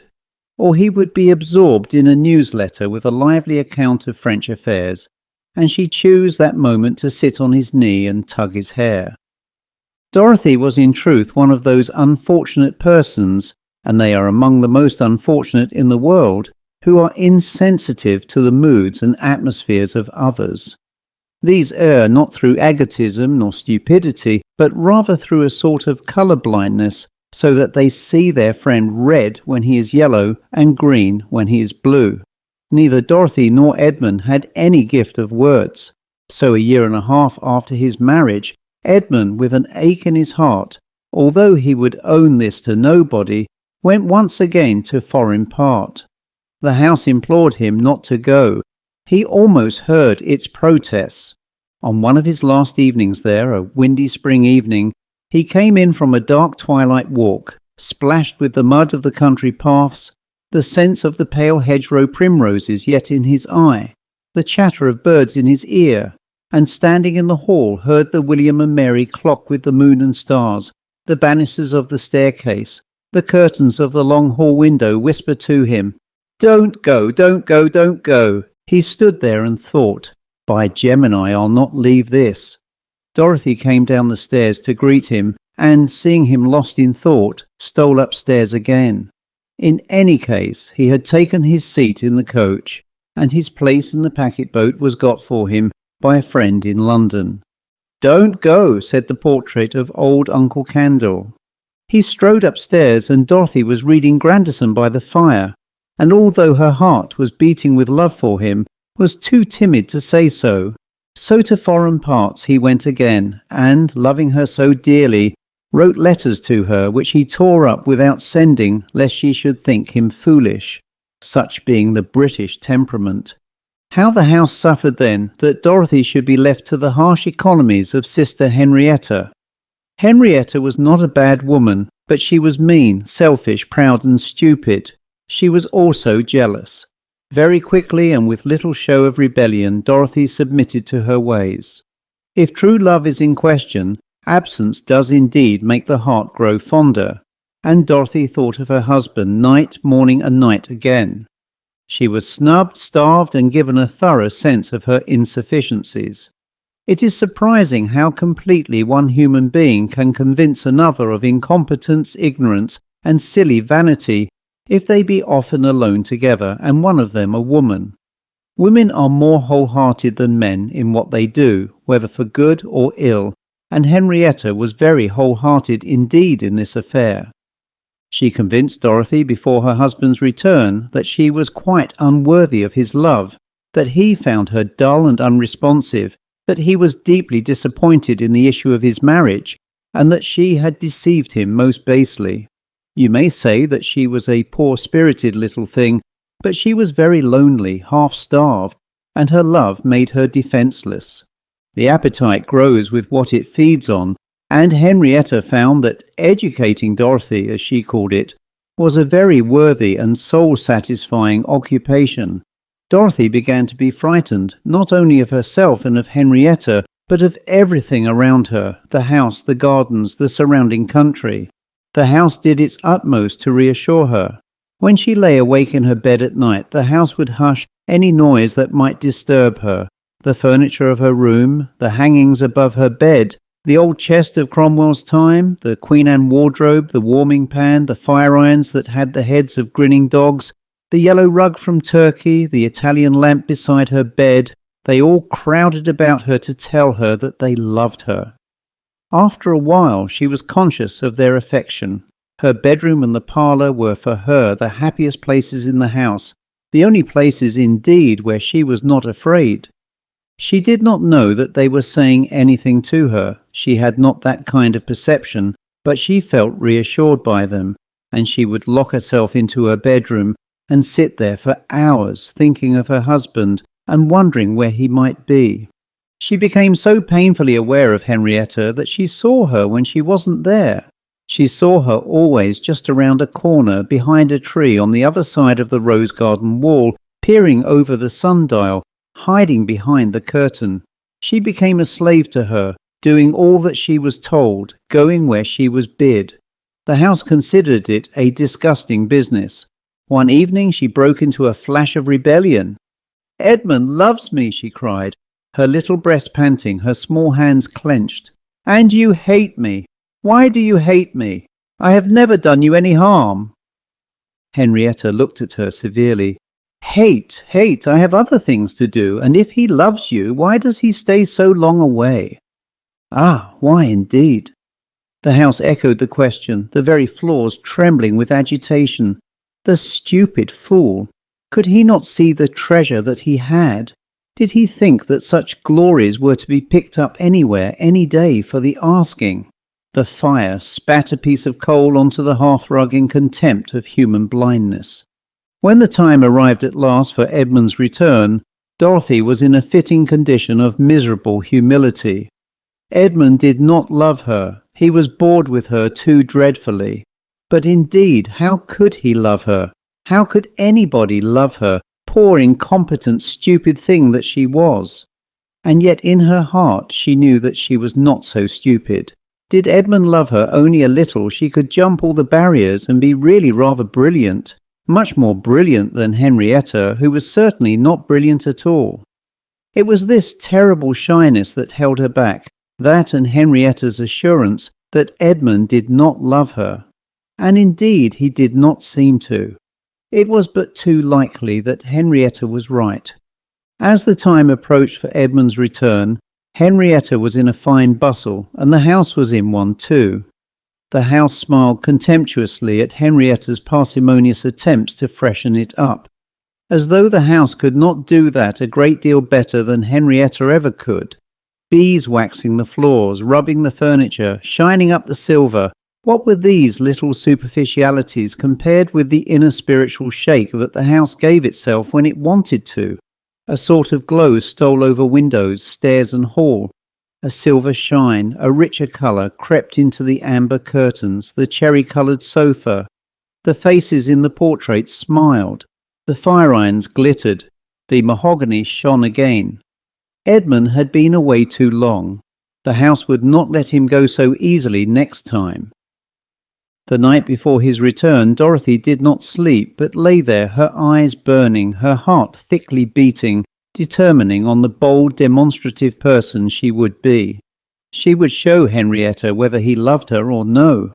But at the thought of Henrietta, she shivered and drew the bedclothes closely about her. She seemed to be standing beside the bed, illumined in the darkness by her own malignant fires.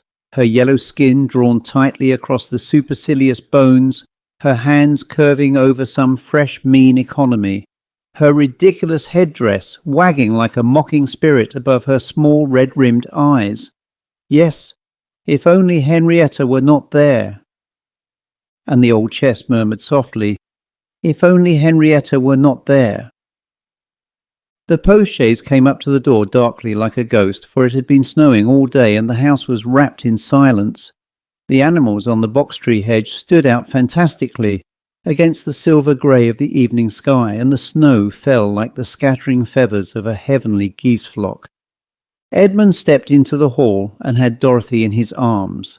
At that moment they knew how truly they loved one another. He wondered as he flung his mind back in an instant's retrospect over a phantasmagoria of Indian moguls, Chinese rivers and the flaming sunsets of Arabia, how it could be that he had not known that his life was here, here with his beloved house above him, his adored wife in his arms. His head up like a conqueror's, he mounted the stairs, almost running into his wonderful parlour, to see once again the vase of flowers on the commode, the slender beautiful legs of his chair, the charming circles of his delicate ceiling. How could I have stayed away, he thought. I will never leave this again.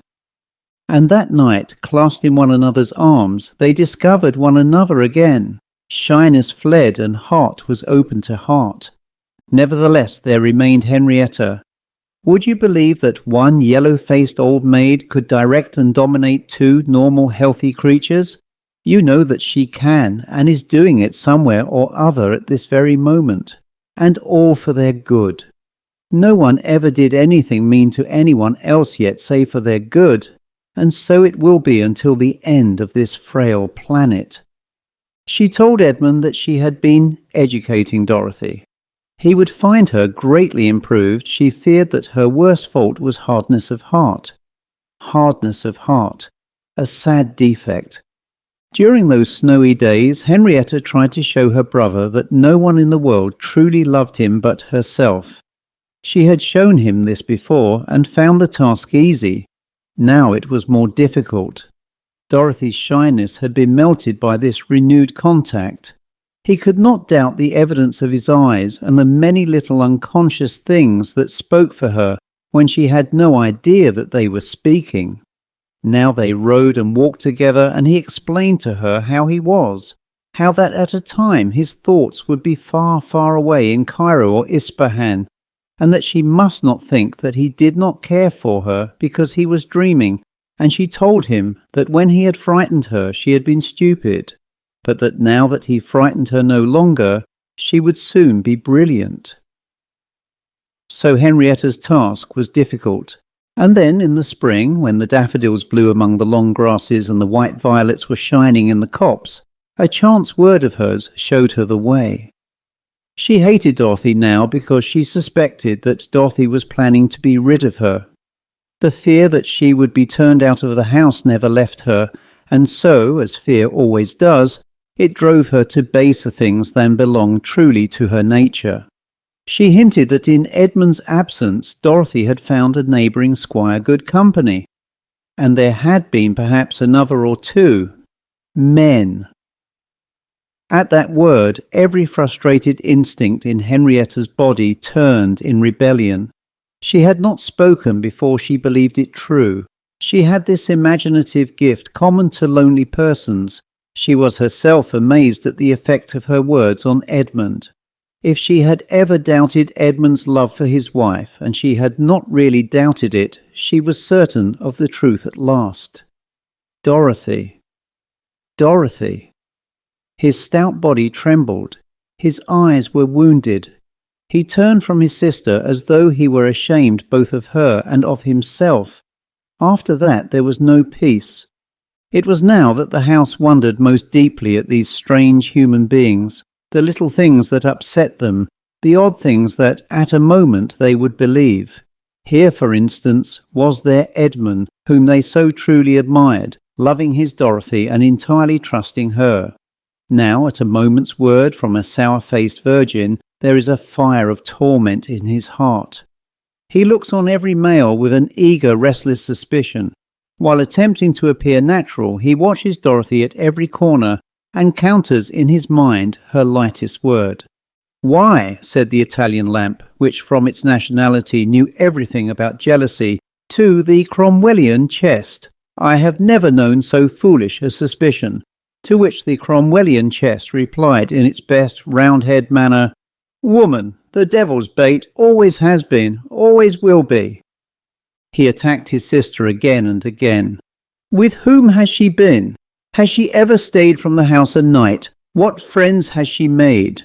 To which Henrietta would indignantly reply, "Brother, brother, what are you about? This jealousy is most unbecoming. I have suggested no impropriety, only a little foolishness born of idleness." But it did not need time for Dorothy to discover that something was once again terribly amiss. This strange husband of hers, so unable to express himself, she had but just won him back to her, and now he was away again. With the courage born of their new relationship, she asked him what was the trouble, and he told her nothing. Nothing at all. Why should there be trouble? You are forever imagining. And then looked at her so strangely that she blushed and turned away as though she were indeed guilty. Guilty of what? She had not the least idea. But what she did know was that it was dear sister Henrietta who was responsible, and now as May came with a flourish of birds and blossom and starlit nights, she began to hate Henrietta with an intensity quite new to her gentle nature. So with jealousy and hatred alive and burning, the house grew very sad. It hated these evil passions, and had said long ago that they ruined with their silly bitterness every good house in the world. The little Chinese cabinet with the purple dragons on its doors said that in China everything was much simpler. You did not drag a situation to infinity as these sluggish English do, but simply called death in to make a settlement, a much simpler way. In any case, the house began to watch and to listen with the certainty that the moment was approaching when it must interfere. Jealousy always heightens love, and so, if Edmund had loved Dorothy at the first, that cool, placid anticipation was nothing to the fevered passion which he now felt. When he was away from her, he longed to have her in his arms, covering her with kisses and assuring her that he had never doubted her, and when he was with her, he suspected her every look, her every word. And she, miserable now and angry and ill, could not tell what possessed him, her virtue being so secure that she could not conceive that anyone should suspect it. Only she was well aware that Henrietta was to blame. These were also days of national anxiety and unrest, the days when Napoleon, jumping from Elba, alighted in France and for a moment promised to stay there. Warm, stuffy, breathless days when everyone was waiting, the house with the rest. On the staircase one summer evening, Dorothy told Henrietta something of her mind. "If I had my way," she ended in a shaking rage, "you would not be here plotting against us." So that was it. At last, Henrietta's suspicions were confirmed. In a short while Dorothy would have her out of the house, and then where would she go? The thought of her desolation, loneliness, loss of power gripped her heart like a cat's claws. The two little charity girls had a time of it during those weeks, and cried themselves to sleep in their attic that smelt of mice and apples, dreaming afterwards of strong lovers who beat their mistress into a pulp. "Give me proof," said Edmund, so bitterly tormented. "If it is true, give me proof." And Henrietta answered sulkily, "I have never said anything," and a window sash fell on his fingers and bruised them just to teach him not to be so damnable a fool.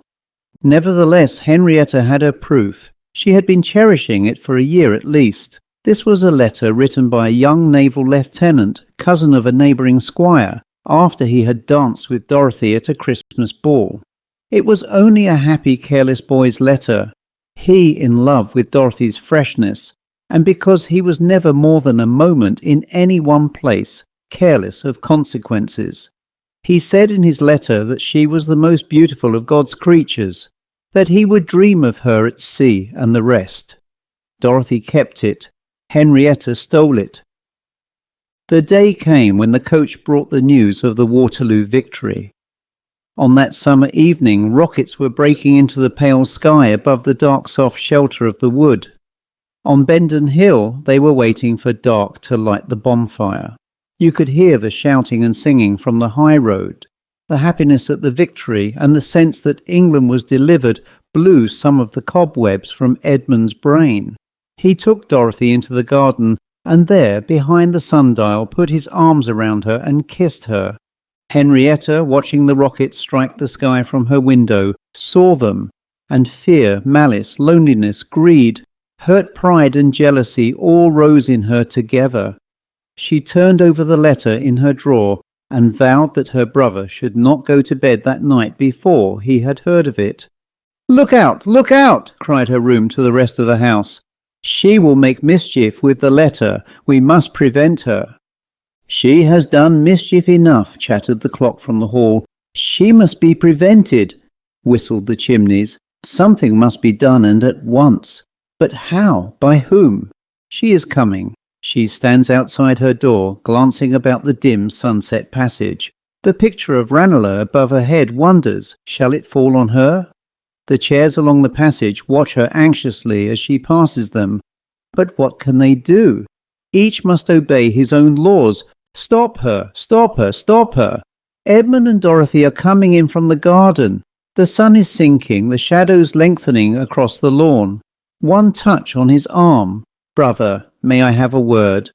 And all the harm is done. Misery and distress, unhappiness in the house, separation and loneliness. Stop her! Stop her!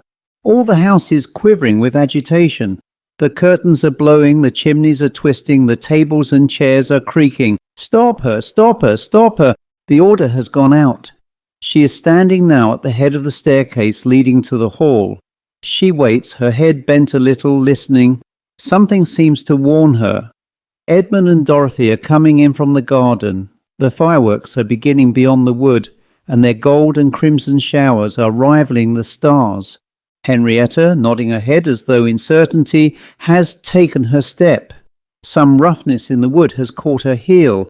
Was it there a moment ago? She stumbles, she clutches at the balustrade, but it is slippery and refuses to aid her. She is falling. Her feet are away in air. Her head strikes the board. She screams once and then again. A rush, a flash of huddled colour, and her head has struck the stone of the hall floor. How odd a silence followed.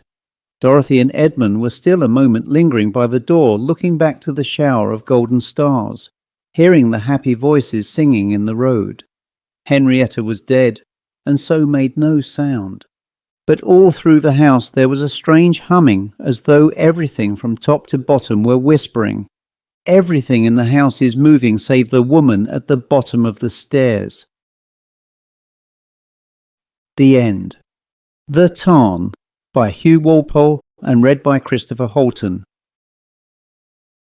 As Foster moved unconsciously across the room, bent towards the bookcase, and stood leaning forward a little, choosing now one book, now another, with his eyes, his host, seeing the muscles of the back of his thin, scraggy neck stand out above his low flannel collar, thought of the ease with which he could squeeze that throat, and the pleasure, the triumphant, lustful pleasure that such an action would give him. The low, white-walled, white-ceiling room was flooded with the mellow, kindly Lakeland sun. October is a wonderful month in the English lakes. Golden, rich and perfumed, slow suns moving through apricot-tinted skies to ruby evening glories. The shadows lie then thick about that beautiful country, in dark purple patches, in long web-like patterns of silver gauze, in thick splotches of amber and grey. The clouds pass in galleons across the mountains, now veiling, now revealing, now descending with ghost-like armies to the very breast of the plains, suddenly rising to the softest of blue skies, and lying thin in lazy, languorous colour. Fenwick's cottage looked across to Lowfells. On his right, seen through side windows, sprawled the hills above Allswater. Fenwick looked at Foster's back and felt suddenly sick, so that he sat down, veiling his eyes for a moment with his hand. Foster had come up there, come all the way from London to explain. It was so like Foster to want to explain, to want to put things right. For how many years had he known Foster? Why, for 20 at least, and during all those years Foster had been forever determined to put things right with everybody. He could never bear to be disliked. He hated that anyone should think ill of him. He wanted everyone to be his friends. That was one reason, perhaps, why Foster had got on so well, had prospered so in his career. One reason, too, why Fenwick had not. For Fenwick was the opposite of Foster in this.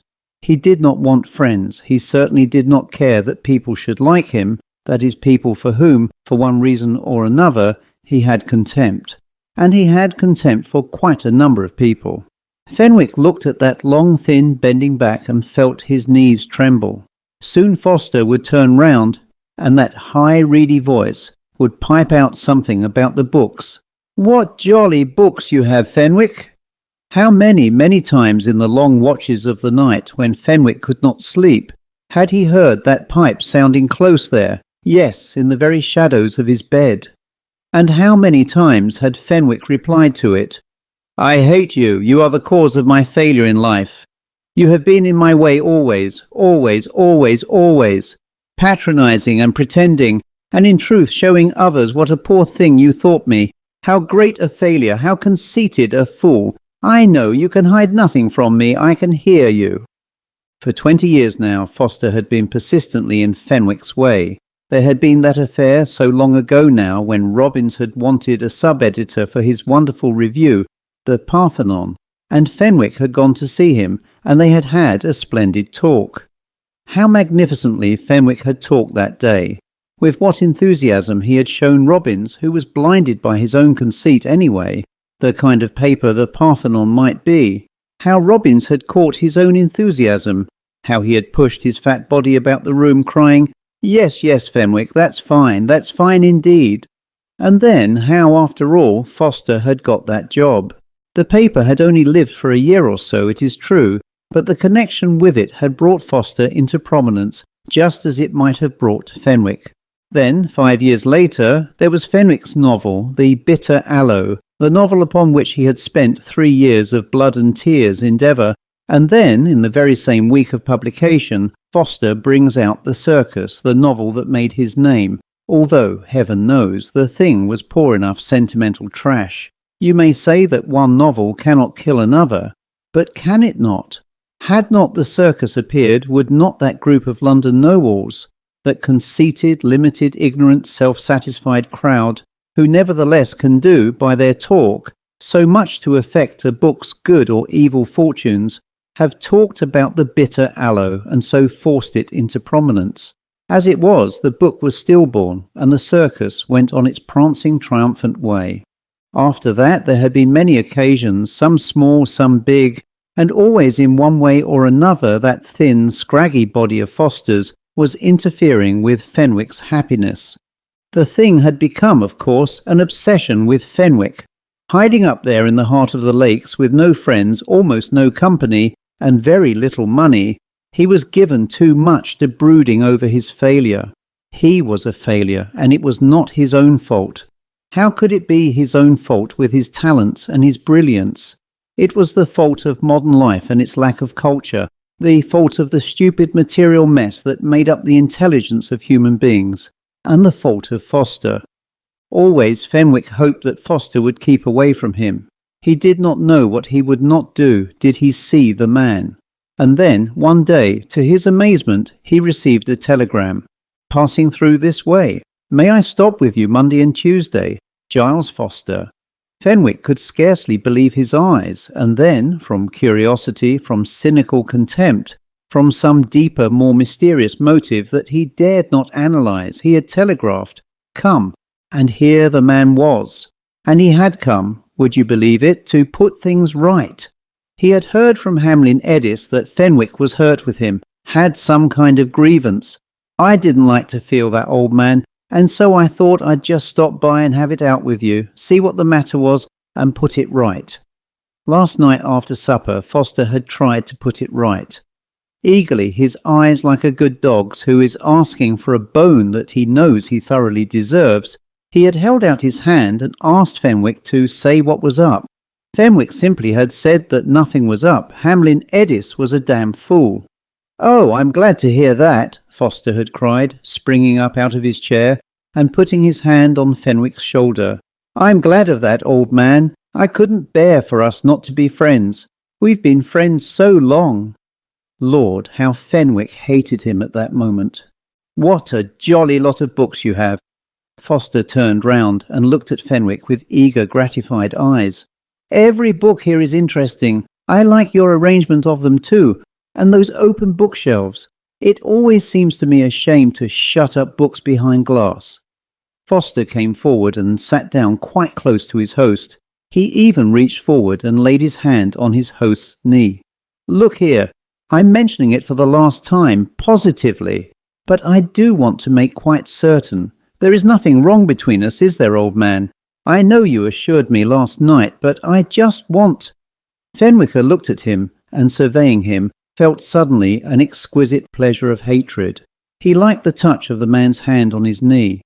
He himself bent forward a little, and thinking how agreeable it would be to push Foster's eyes in, deep, deep into his head, crunching them, smashing them to purple, leaving the empty, staring, bloody sockets, said, "Why, no, of course not. I told you last night. What could there be?" The hand gripped the knee a little more tightly.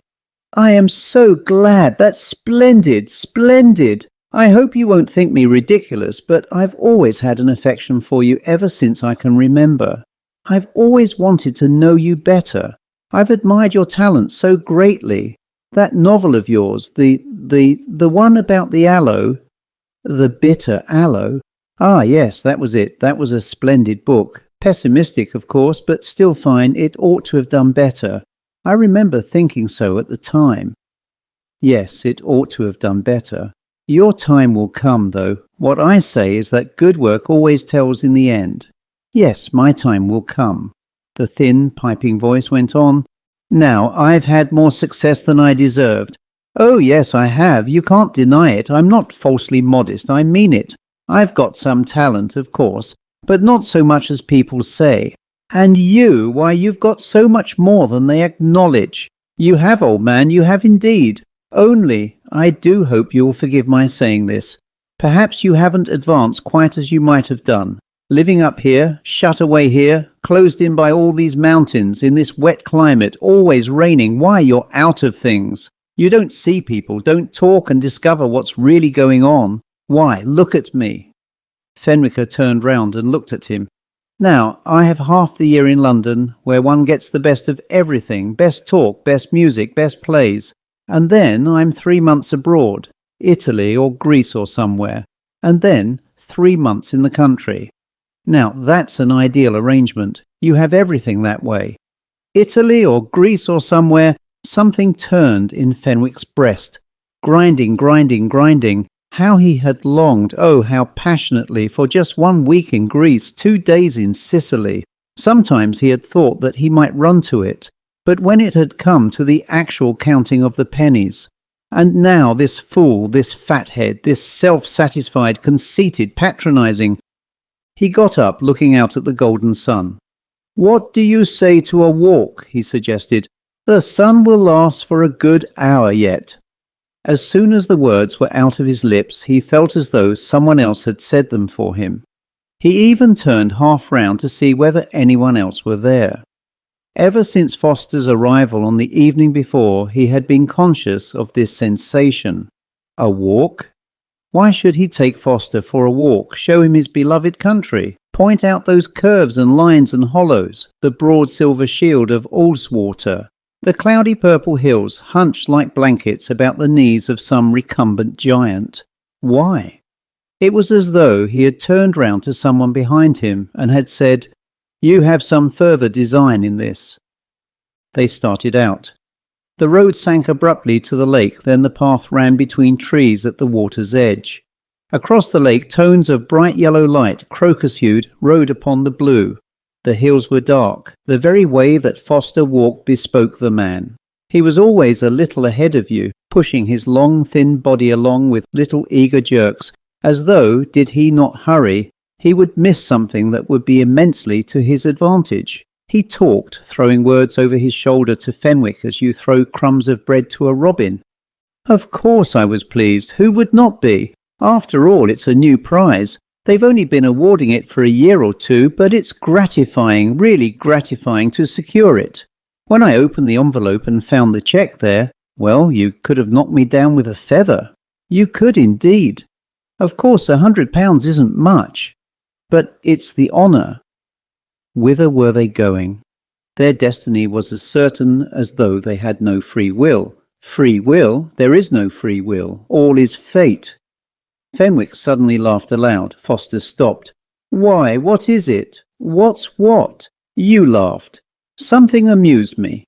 Foster slipped his arm through Fenwick's. "It is jolly to be walking along together like this, arm in arm, friends. I'm a sentimental man. I won't deny it. What I say is that life is short and one must love one's fellow beings, or where is one? You live too much alone, old man." He squeezed Fenwick's arm. "That's the truth of it." It was torture, exquisite, heavenly torture. It was wonderful to feel that thin, bony arm pressing against his. Almost you could hear the beating of that other heart. Wonderful to feel that arm and the temptation to take it in your hands and to bend it and twist it, and then to hear the bones crack, crack, crack. Wonderful to feel that temptation rise through one's body like boiling water, and yet not to yield to it. For a moment Fenwick's hand touched Foster's. Then he drew himself apart. "We're at the village. This is the hotel where they all come in the summer. We turn off at the right here. I'll show you my tarn." "Your tarn?" asked Foster. "Forgive my ignorance, but what is a tarn exactly?" "A tarn is a miniature lake, a pool of water lying in the lap of the hill. Very quiet, lovely, silent. Some of them are immensely deep." "I should like to see that." "It is some little distance up a rough road. Do you mind?" "Not a bit. I have long legs." "Some of them are immensely deep, unfathomable. Nobody touched the bottom, but quiet like glass, with shadows only." "Do you know, Fenwick, I have always been afraid of water. I've never learnt to swim. I'm afraid to go out of my depth. Isn't that ridiculous? But it is all because at my private school, years ago, when I was a small boy, some big fellows took me and held me with my head under the water and nearly drowned me. They did indeed. They went farther than they meant to. I can see their faces." Fenwick considered this. The picture leapt to his mind.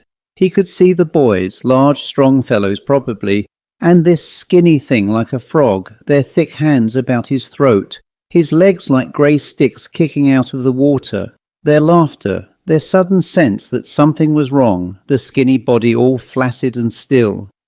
He drew a deep breath. Foster was walking beside him now, not ahead of him, as though he were a little afraid and needed reassurance. Indeed, the scene had changed. Before and behind them stretched the uphill path, loose with shale and stones. On their right, on a ridge at the foot of the hill, were some quarries, almost deserted, but the more melancholy in the fading afternoon, because a little work still continued there. Faint sounds came from the gaunt listening chimneys.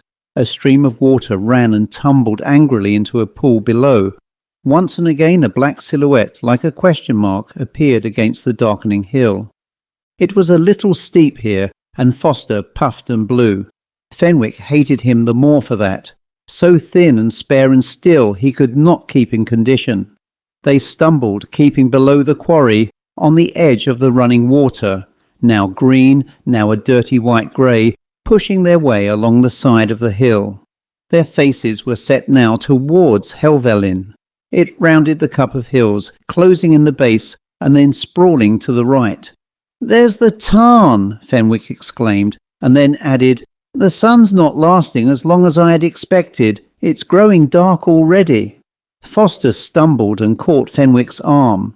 "This twilight makes the hills look strange, like living men. I can scarcely see my way." "We're alone here," Fenwick answered. "Don't you feel the stillness? The men will have left the quarry now and gone home. There is no one in all this place but ourselves. If you watch, you will see a strange green light steal down over the hills. It lasts for but a moment, and then it is dark. Ah, here is my tarn. Do you know how I love this place, Foster? It seems to belong especially to me, just as much as all your work and your glory and fame and success seem to belong to you. I have this and you have that. Perhaps in the end we are even after all. Yes. But I feel as though that piece of water belonged to me and I to it, and as though we should never be separated. Yes. Isn't it black? It is one of the deep ones. No one has ever sounded it. Only Helvellyn knows, and one day I fancy that it will take me too into its confidence, will whisper its secrets. Foster sneezed. Very nice, very beautiful, Fenwick. I like your tarn. Charming. And now let's turn back. That is a difficult walk beneath the quarry. It's chilly too. Do you see that little jetty there? Fenwick led Foster by the arm. Someone built that out into the water. He had a boat there, I suppose. Come and look down. From the end of the little jetty it looks so deep and the mountains seem to close around. Fenwick took Foster's arm and led him to the end of the jetty. Indeed, the water looked deep here, deep and very black. Foster peered down, then he looked up at the hills that did indeed seem to have gathered close around him. He sneezed again. I've caught a cold, I'm afraid. Let's turn homewards, Fenwick, or we shall never find our way. Home, then, said Fenwick, and his hands closed about the thin, scraggy neck. For the instant the head half turned, and two startled, strangely childish eyes stared. Then, with a push that was ludicrously simple, the body was impelled forward. There was a sharp cry, a splash, a stir of something white against the swiftly gathering dusk, again and then again. Then far-spreading ripples, then silence. The silence extended. Having enwrapped the tarn, it spread as though with finger on lip to the already quiescent hills. Fenwick shared in the silence. He luxuriated in it. He did not move at all. He stood there looking upon the inky water of the tarn, his arms folded, a man lost in intensest thought. But he was not thinking. He was only conscious of a warm, luxurious relief, a sensuous feeling that was not thought at all. Foster was gone, that tiresome, prating, conceited, self-satisfied fool. Gone, never to return. The tarn assured him of that. It stared back into Fenwick's face approvingly as though it said, You have done well, a clean and necessary job. We have done it together, you and I. I am proud of you. He was proud of himself. At last he had done something definite with his life.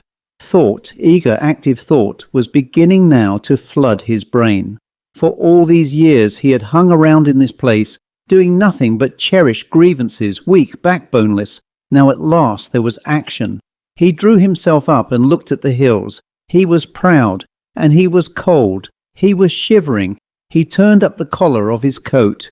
Yes, there was that faint green light that always lingered in the shadows of the hills for a brief moment before darkness came. It was growing late. He had better return. Shivering now so that his teeth chattered, he started off down the path, and then was aware that he did not wish to leave the tarn. The tarn was friendly, the only friend he had in all the world. As he stumbled along in the dark, this sense of loneliness grew. He was going home to an empty house. There had been a guest in it last night. Who was it? Why, Foster, of course. Foster, with his silly laugh and amiable, mediocre eyes.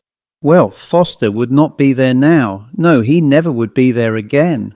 And suddenly Fenwick started to run. He did not know why, except that now that he had left the tarn, he was lonely. He wished that he could have stayed there all night, but because it was cold he could not. And so now he was running so that he might be at home with the lights and the familiar furniture, and all the things that he knew to reassure him. As he ran, the shale and stones scattered beneath his feet. They made a tit-tattering noise under him, and someone else seemed to be running too. He stopped, and the other runner also stopped. He breathed in the silence. He was hot now. The perspiration was trickling down his cheeks. He could feel a dribble of it down his back inside his shirt. His knees were pounding. His heart was thumping. And all around him the hills were so amazingly silent, now like India rubber clouds that you could push in or pull out as you do those India rubber faces, grey against the night sky of a crystal purple, upon whose surface, like the twinkling eyes of boats at sea, stars were now appearing. His knees steadied, his heart beat less fiercely, and he began to run again. Suddenly he had turned the corner and was out at the hotel. Its lamps were kindly and reassuring. He walked then quietly along the lakeside path, and had it not been for the certainty that someone was treading behind him, he would have been comfortable and at his ease. He stopped once or twice and looked back, and once he stopped and called out, "Who's there?" Only the rustling trees answered. He had the strangest fancy, but his brain was throbbing so fiercely that he could not think. That it was the tarn that was following him, the tarn slipping, sliding along the road, being with him so that he should not be lonely. He could almost hear the tarn whisper in his ear, "We did that together, and so I do not wish you to bear all the responsibility yourself. I will stay with you so that you are not lonely." He climbed down the road towards home, and there were the lights of his house. He heard the gate click behind him as though it were shutting him in. He went into the sitting room, lighted and ready. There were the books that Foster had admired. The old woman who looked after him appeared. "Will you be having some tea, sir?"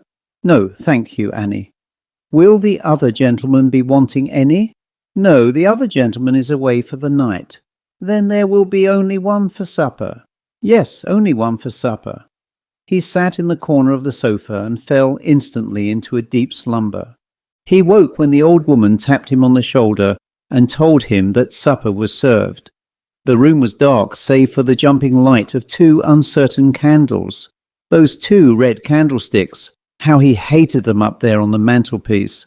He had always hated them, and now they seemed to him to have something of the quality of Foster's voice, that thin, reedy piping tone. He was expecting at every moment that Foster would enter, and yet he knew that he would not. He continued to turn his head towards the door, but it was so dark there that you could not see.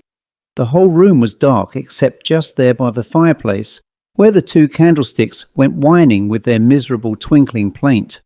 He went into the dining room and sat down to his meal, but he could not eat anything. It was odd. That place by the table where Foster's chair should be, odd, naked, and made a man feel lonely. He got up once from the table and went to the window, opened it and looked out. He listened for something, a trickle as of running water, a stir through the silence as though some deep pool were filling to the brim, a rustle in the trees perhaps. An owl hooted sharply as though someone had spoken unexpectedly behind his shoulder. He closed the windows and looked back, peering under his dark eyebrows into the room. Later on, he went up to his bed. Had he been sleeping, or had he been lying lazily, as one does, half dozing, half luxuriously, not thinking? He was wide awake now, utterly awake, and his heart was beating with apprehension. It was as though someone had called him by name. He slept always with his window a little open and the blind up. Tonight the moonlight shadowed in sickly fashion the objects in his room. It was not a flood of light, nor yet a sharp splash, silvering a square, a circle, throwing the rest into ebony darkness. The light was dim, a little green perhaps, like the shadow that comes over the hills just before dark. He stared at the window, and it seemed to him that something moved there. Within, or rather against the green-grey light, something silver-tinted glistened. Fenwick stared. It had the look exactly of slipping water. Slipping water! He listened, his head up, and it seemed to him that from beyond the window he caught the stir of water, not running but rather welling up and up, gurgling with satisfaction as it filled and filled. He sat up higher in bed, and then saw that down the wallpaper beneath the window water was undoubtedly trickling. He could see it lurch to the projecting wood of the sill, pause, and then slither down the incline. The odd thing was that it fell so silently. Beyond the window there was that odd gurgle, but in the room itself, absolute silence. Whence could it come? He saw the line of silver rise and fall as the stream on the window ledge ebbed and flowed. He must get up and close the window. He drew his legs above the sheets and blankets and looked down. He shrieked. The floor was covered with a shining film of water. It was rising. As he looked, it had covered half the short stumpy legs of the bed. It rose without a wink, a bubble, a break. Over the sill it poured now in a steady flow, but soundless. Fenwick sat up in the bed, the clothes gathered up to his chin, his eyes blinking, the Adam's apple throbbing like a throttle in his throat. But he must do something, he must stop this. The water was now level with the seats of the chairs, but still was soundless. Could he but reach the door? He put down his naked foot, then cried again. The water was icy cold. Suddenly, leaning, staring at its dark, unbroken sheen, something seemed to push him forward. He fell. His head, his face was under the icy liquid. It seemed adhesive, and in the heart of its ice, hot like melting wax. He struggled to his feet. The water was breast high. He screamed again and again.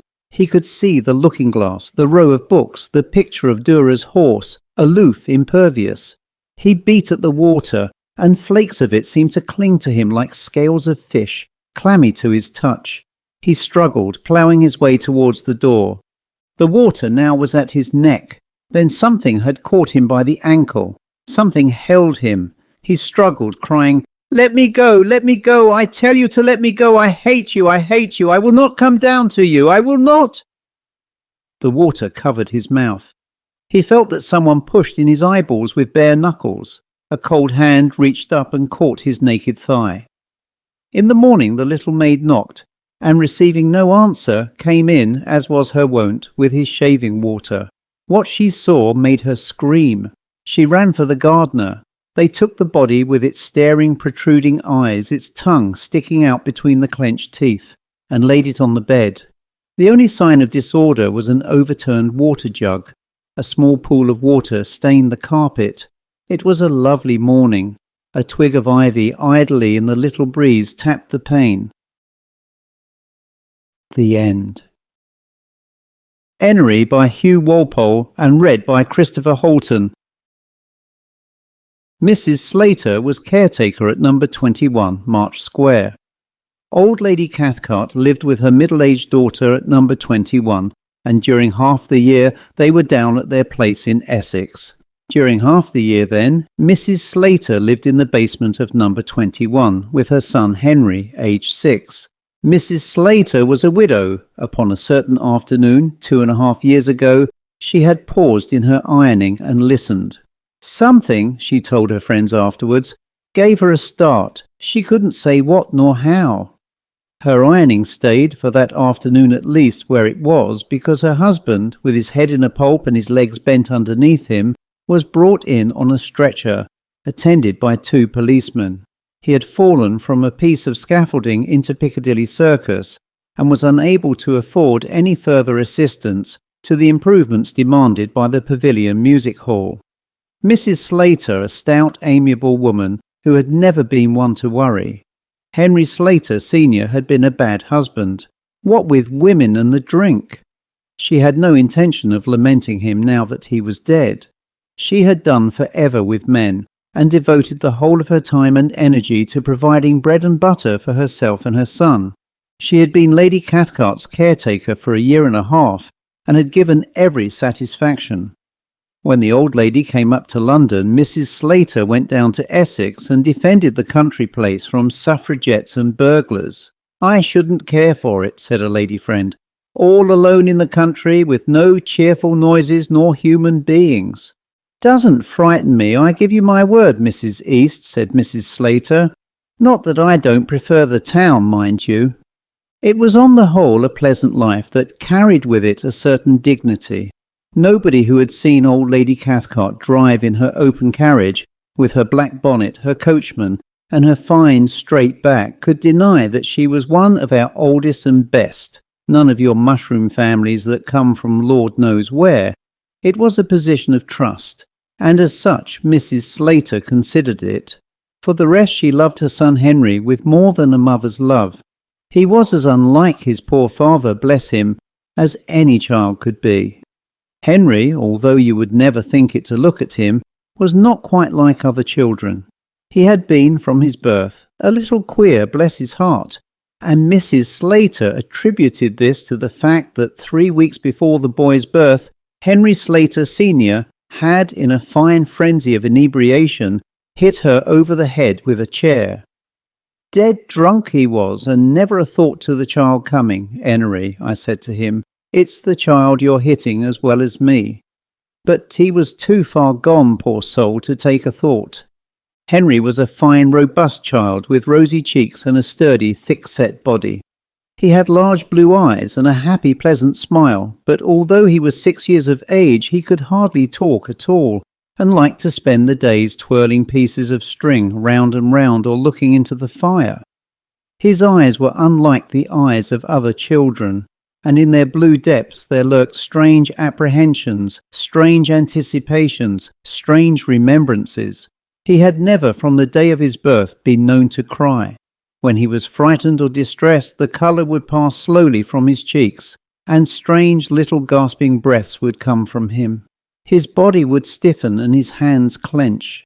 If he was angry, the colour in his face would darken and his eyes half close, and it was then that he did indeed seem in the possession of some disastrous thraldom.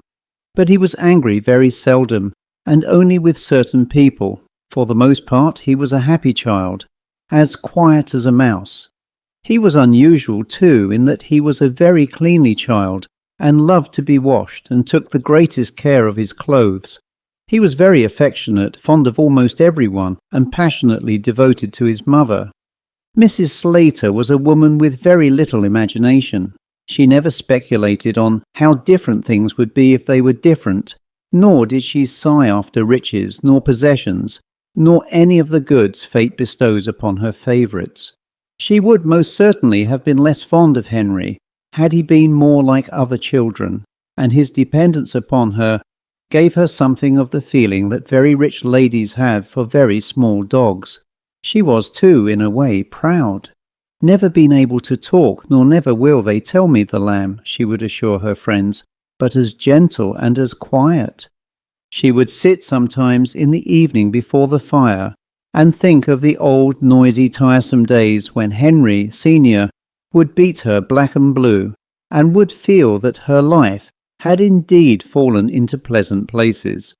There was nothing whatever in the house, all silent about her and filled with shrouded furniture, that could alarm her. "Ghosts!" she would cry. "You show me one, that's all. I'll give you ghosts." Her digestion was excellent, her sleep undisturbed by conscience or creditors. She was a happy woman. Henry loved March Square. There was a window in an upstairs passage from behind whose glass he could gaze at the passing world. The passing world. The shrouded house behind him. One was as alive, as bustling, as demonstrative to him as the other. But between the two there was for him no communication. His attitude to the square and the people in it was that he knew more about them than anyone else did. His attitude to the house that he knew nothing at all compared with what they knew. In the square he could see through the lot of them, so superficial were they all. In the house he could only wait with fingers on lip for the next revelation that they might vouchsafe to him. Doors were for the most part locked, yet there were many days when fires were lit because the house was an old one and damp Lady Cathcart had a horror of. Always for young Henry the house wore its buried and abandoned air. He was never to see it when the human beings in it would count more than its furniture, and the human life in it more than the house itself. He had come a year and a half ago into the very place that his dreams had from the beginning built for him. Those large high rooms with the shining floors, the hooded furniture, the windows gaping without their curtains, the shadows and broad squares of light, the little whispers and rattles that doors and cupboards gave, the swirl of the wind as it sprang, released from corners and crevices, the lisp of some whisper, "I'm coming, I'm coming, I'm coming," that nevertheless again and again defeated expectation. How could he but enjoy the fine field of affection that these provided for him? His mother watched him with maternal pride. "He's that contented," she would say. "Any other child would plague your life away, but Enery." It was part of Henry's unusual mind that he wondered at nothing. He remained in constant expectation, but whatever was to come to him, it would not bring surprise with it. He was in a world where anything might happen. In all the house his favourite room was the high, thin drawing-room, with an old gold mirror at one end of it, and a piano muffled in brown holland. The mirror caught the piano with its peaked inquiring shape, that, in its reflection, looked so much more tremendous and ominous than it did in plain reality. Through the mirror the piano looked as though it might do anything, and to Henry, who knew nothing about pianos, it was responsible for almost everything that occurred in the house.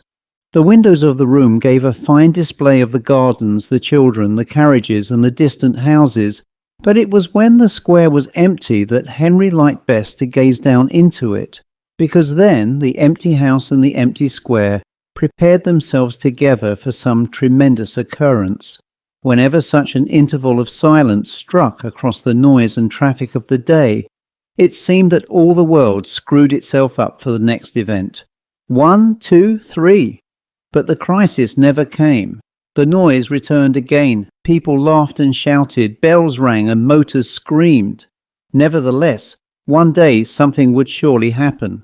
The house was full of company, and the boy would sometimes have yielded to the fear that was never far away, had it not been for someone whom he had known from the very beginning of everything, someone who was as real as his mother, someone who was more powerful than anything or anyone in the house, and kinder, far, far kinder. Often when Mrs. Slater would wonder of what her son was thinking as he sat twisting string round and round in front of the fire, he would be aware of his friend in the shadow of the light, watching gravely in the cheerful room, having beneath his hands all the powers, good and evil, of the house.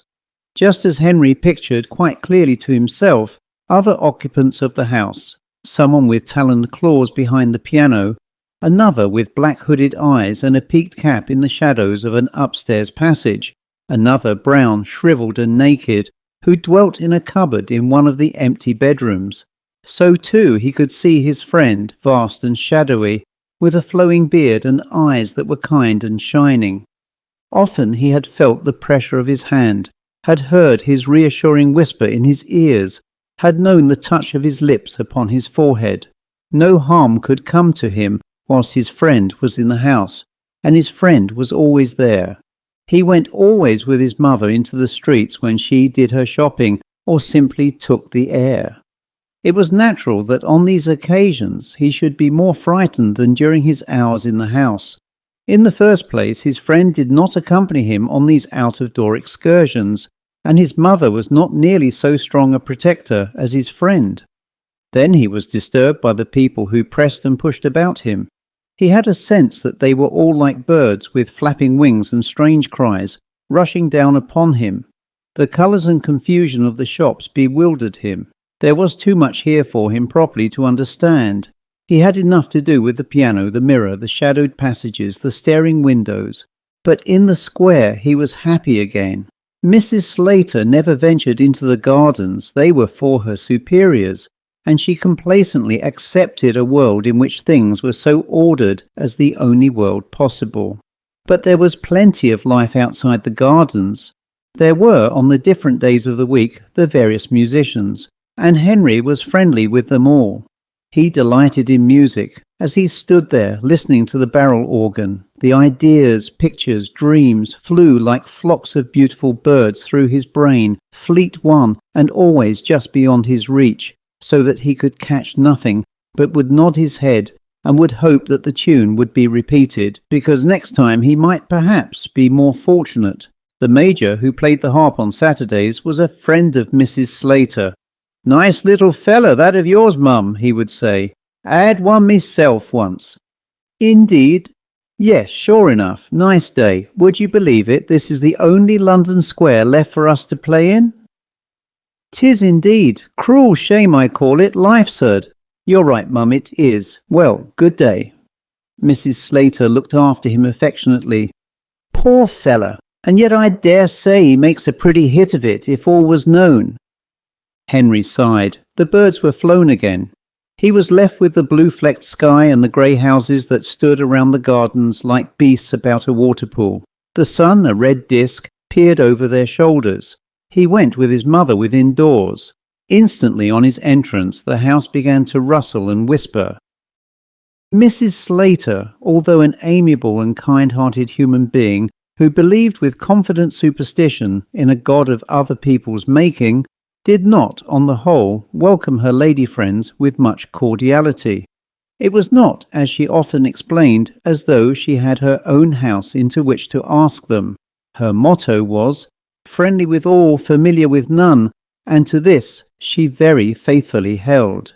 But in her heart there was reason enough for this caution. There had been days, yes, and nights too, when, during her lamented husband's lifetime, she had taken it obviously enough as a comfort and a solace when things were going very hard with her, and Enery preferring her to be jolly herself to keep him company. She had protested, but fate and Henry had been too strong for her. She had fallen into the habit. Then, when number 21 had come under her care, she had put it all sternly behind her. But one did not know how weak one might be, and a kindly friend might with her persuasion. Therefore did Mrs. Slater avoid her kindly friends. There was, however, one friend who was not so readily to be avoided. That was Mrs. Carter.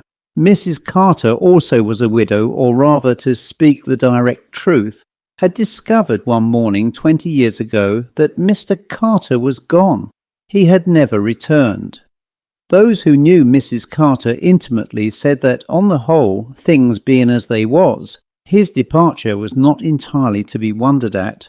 Mrs. Carter had a temper of her own, and nothing inflamed it so much as a drop of whisky, and there was nothing in the world she liked so much as a drop. To meet her casually, you would judge her nothing less than the most amiable of womankind. A large, stout, jolly woman, with a face like a rose, and a quantity of black hair.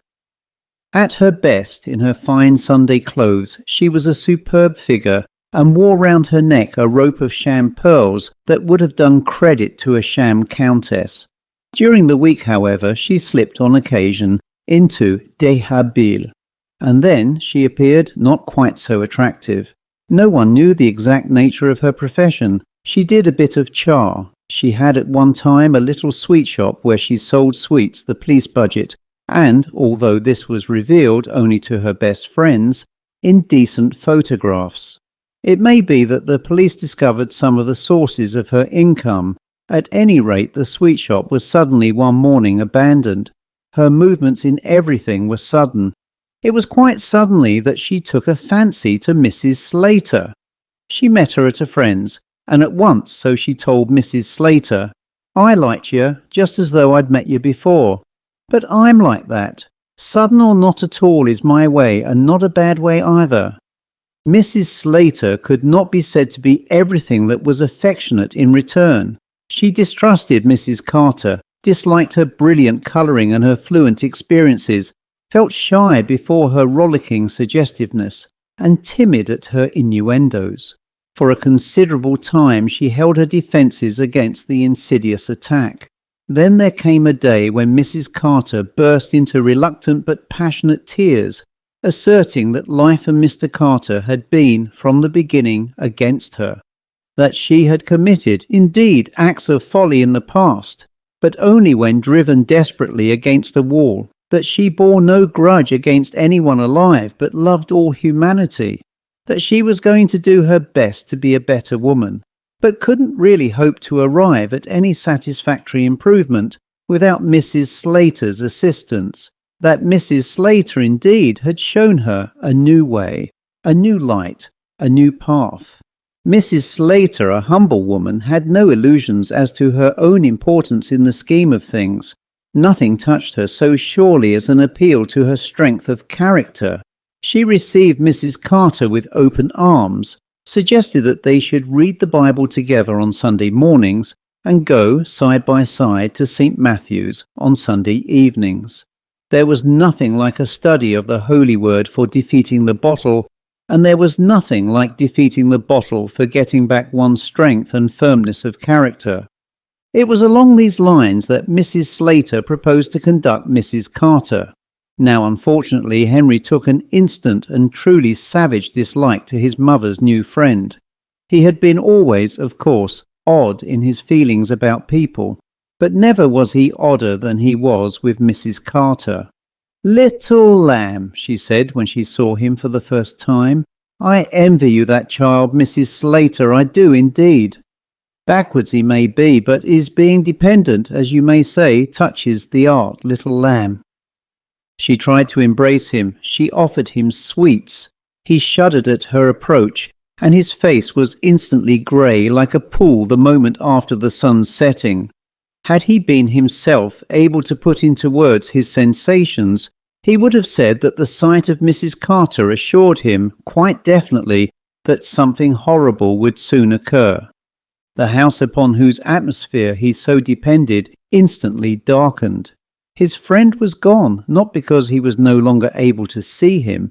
His consciousness of him did not depend at all upon any visual assurance, but because there was now, Henry was perfectly assured, no chance whatever of his suddenly appearing. And on the other hand, those others, the one with the taloned claws behind the piano, the one with the black-hooded eyes, were stronger, more threatening, more dominating. But beyond her influence on the house, Mrs. Carter, in her own physical and actual presence, tortured Henry. When she was in the room, Henry suffered agony. He would creep away were he allowed, and if that were not possible, then he would retreat into the most distant corner and watch. If he were in the room, his eyes never left Mrs. Carter for a moment, and it was this brooding gaze more than his disapproval that irritated her. You never can tell with poor little dears when they're queer what fancies they'll take. Why, he quite seems to dislike me, Mrs. Slater. Mrs. Slater could venture no denial. Indeed, Henry's attitude aroused once again in her mind her earlier suspicions. She had all the reverence of her class for her son's oddness. He knew more than ordinary mortal folk, and could see farther. He saw beyond Mrs. Carter's red cheeks and shining black hair, and the fact that he was, as a rule, tractable to cheerful kindness, made his rejection the more remarkable. But it might, nevertheless, be that the black things in Mrs. Carter's past were the marks impressed upon Henry's sensitive intelligence, and that he had not as yet perceived the new Mrs. Carter growing in grace, now day by day. He'll get over his fancy, bless his heart. Mrs. Slater pursued then her work of redemption. On a certain evening in November, Mrs. Carter, coming in to see her friend, invited sympathy for a very bad cold. "Dripping and running at the nose I've been all day, my dear. Awake all night I was with it, and 'tain't often that I've one, but when I do it's something cruel." It seemed to be better this evening, Mrs. Slater thought. But when she congratulated her friend on this, Mrs. Carter, shaking her head, remarked that it had left the nose and travelled into the throat and ears. "Once it's earache, and I'm done," she said. Horrible pictures she drew of this earache, and it presently became clear that Mrs. Carter was in perfect terror of a night made sleepless with pain. Once, it seemed, had Mrs. Carter tried to commit suicide by hanging herself to a nail in a door, so maddening had the torture been. Luckily, Mrs. Carter thanked heaven the nail had been dragged from the door by her weight. Not that I was anything very evil, you understand. Finally, it appeared that only one thing in the world could be relied upon to stay the fiend. Mrs. Carter produced from her pocket a bottle of whisky. Upon that it followed that, since her reformation, Mrs. Carter had come to loathe the very smell of whisky, and as for the taste of it, but rather than be driven by flaming agony down the long stony passages of a sleepless night, anything. It was here, of course, that Mrs. Slater should have protested, but in her heart she was afraid of her friend and afraid of herself. Mrs. Carter's company had of late been pleasant to her. She had been strengthened in her own resolves towards a fine life by the sight of Mrs. Carter's struggle in that direction, and that good woman's genial amiability, when it was so obvious from her appearance that she could be far otherwise, flattered Mrs. Slater's sense of power. No, she could not now bear to let Mrs. Carter go. She said, therefore, nothing to her friend about the whisky, and on that evening Mrs. Carter did take the veriest sip. But the cold continued. It continued in a marvellous and terrible manner. It seemed to have taken right hold of a system. After a few evenings, it was part of the ceremonies that the bottle should be produced. The kettle was boiling happily on the fire. There was lemon, there was a lump of sugar. On a certain wet and depressing evening, Mrs. Slater herself had a glass, just to see that she didn't get a cold like Mrs. Carter's. Henry's bedtime was somewhere between the hours of 8 and 9, but his mother did not care to leave Mrs. Carter, dear friend though she was, quite alone downstairs, with the bottom half of the house unguarded, although, of course, the doors were locked. Therefore, Mrs. Carter came upstairs with her friend to see the little fellow put to bed. "And a hangle he looks, if ever I see one," declared the lady enthusiastically. When the two were gone and the house was still, Henry would sit up in bed and listen. Then, moving quietly, he would creep out and listen again. There in the passage, it seemed to him that he could hear the whole house talking.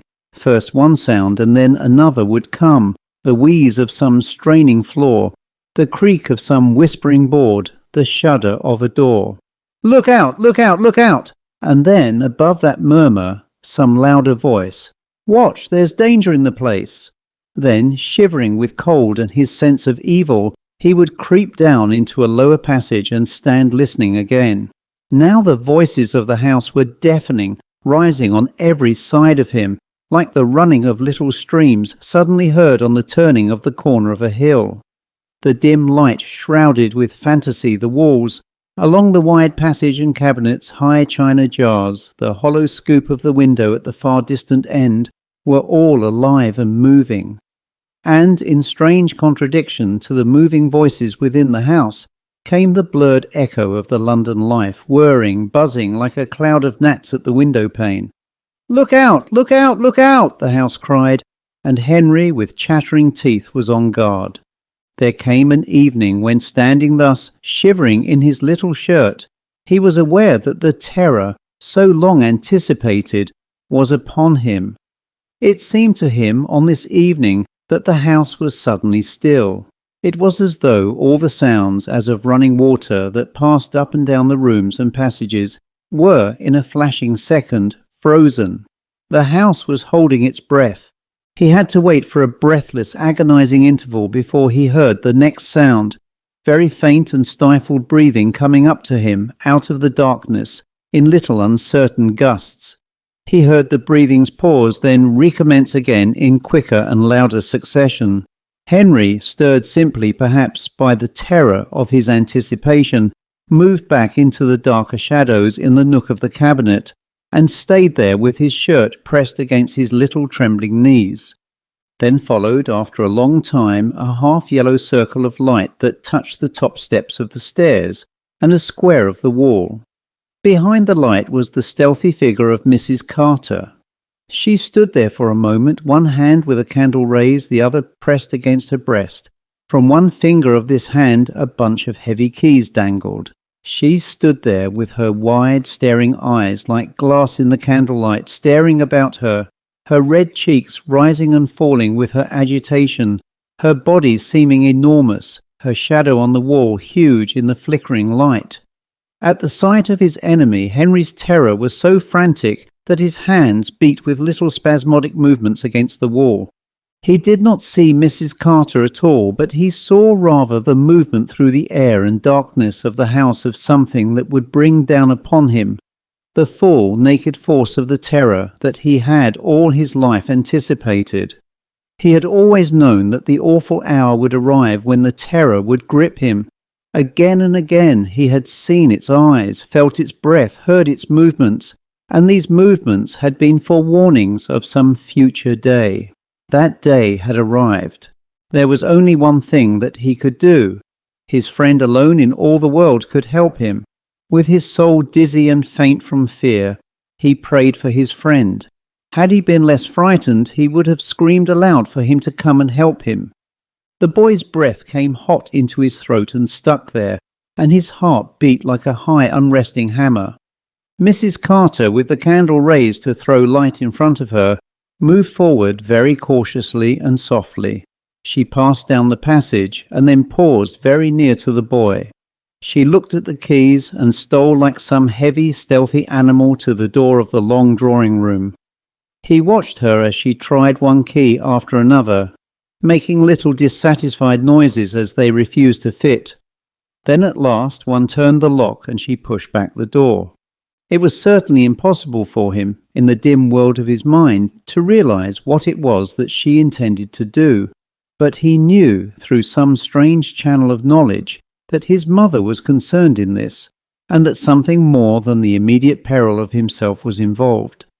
He had also lost in the dim mazes of his mind a consciousness that there were treasures in the house, and that his mother was placed there to guard them, and even that he himself shared her duty. It did not come to him that Mrs. Carter was in pursuit of these treasures, but he did realize that her presence there amongst them brought peril to his mother. Moved then by some desperate urgency which had at its heart his sense that to be left alone in the black passage was worse than the actual lighted vision of his terror, he crept with trembling knees across the passage and through the door. Inside the room he saw that she had laid the candle upon the piano and was bending over a drawer, trying again to fit a key. He stood in the doorway, a tiny figure, very, very cold, all his soul in his silent appeal for some help. His friend must come. He was somewhere there in the house. "Come, help me!" The candle suddenly flared into a finger of light that flung the room into vision. Mrs. Carter, startled, raised herself, and at that same moment Henry gave a cry, a weak little trembling sound. She turned and saw the boy. As their eyes met, he felt the terror rushing upon him. He flung a last desperate appeal for help, staring at her as though his eyes would never let her go, and she, finding him so unexpectedly, could only gape. In their silent gaze at one another, in the glassy stare of Mrs. Carter, and the trembling flickering one of Henry, there was more than any ordinary challenge could have conveyed. Mrs. Carter must have felt at the first immediate confrontation of the strange little figure that her feet were on the very edge of some most desperate precipice. The long room and the passages beyond must have quivered. At that very first moment, with some stir, some hinted approach, Henry called with the desperate summoning of all his ghostly world upon his gods. They came. In her eyes he saw suddenly something else than vague terror. He saw recognition. He felt himself a rushing, heartening comfort. He knew that his friend had somehow come, that he was no longer alone. But Mrs. Carter's eyes were staring beyond him, over him, into the black passage. Her eyes seemed to grow as though the terror in them was pushing them out beyond their lids. Her breath came in sharp, tearing gasps. The keys with a clang dropped from her hand. "Oh God! Oh God!" she whispered. He did not turn his head to grasp what it was that she saw in the passage. The terror had been transferred from himself to her. The colour in her cheeks went out, leaving her as though her face was suddenly shadowed by some overhanging shape. Her eyes never moved nor faltered from the dark into whose heart she gazed.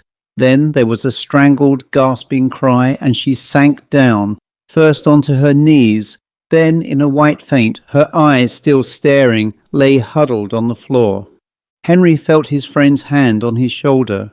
Meanwhile, down in the kitchen, the fire had sunk into grey ashes, and Mrs. Slater was lying back in her chair, her head back, snoring thickly. An empty glass had tumbled across the table, and a few drops from it had dribbled over onto the tablecloth. The end.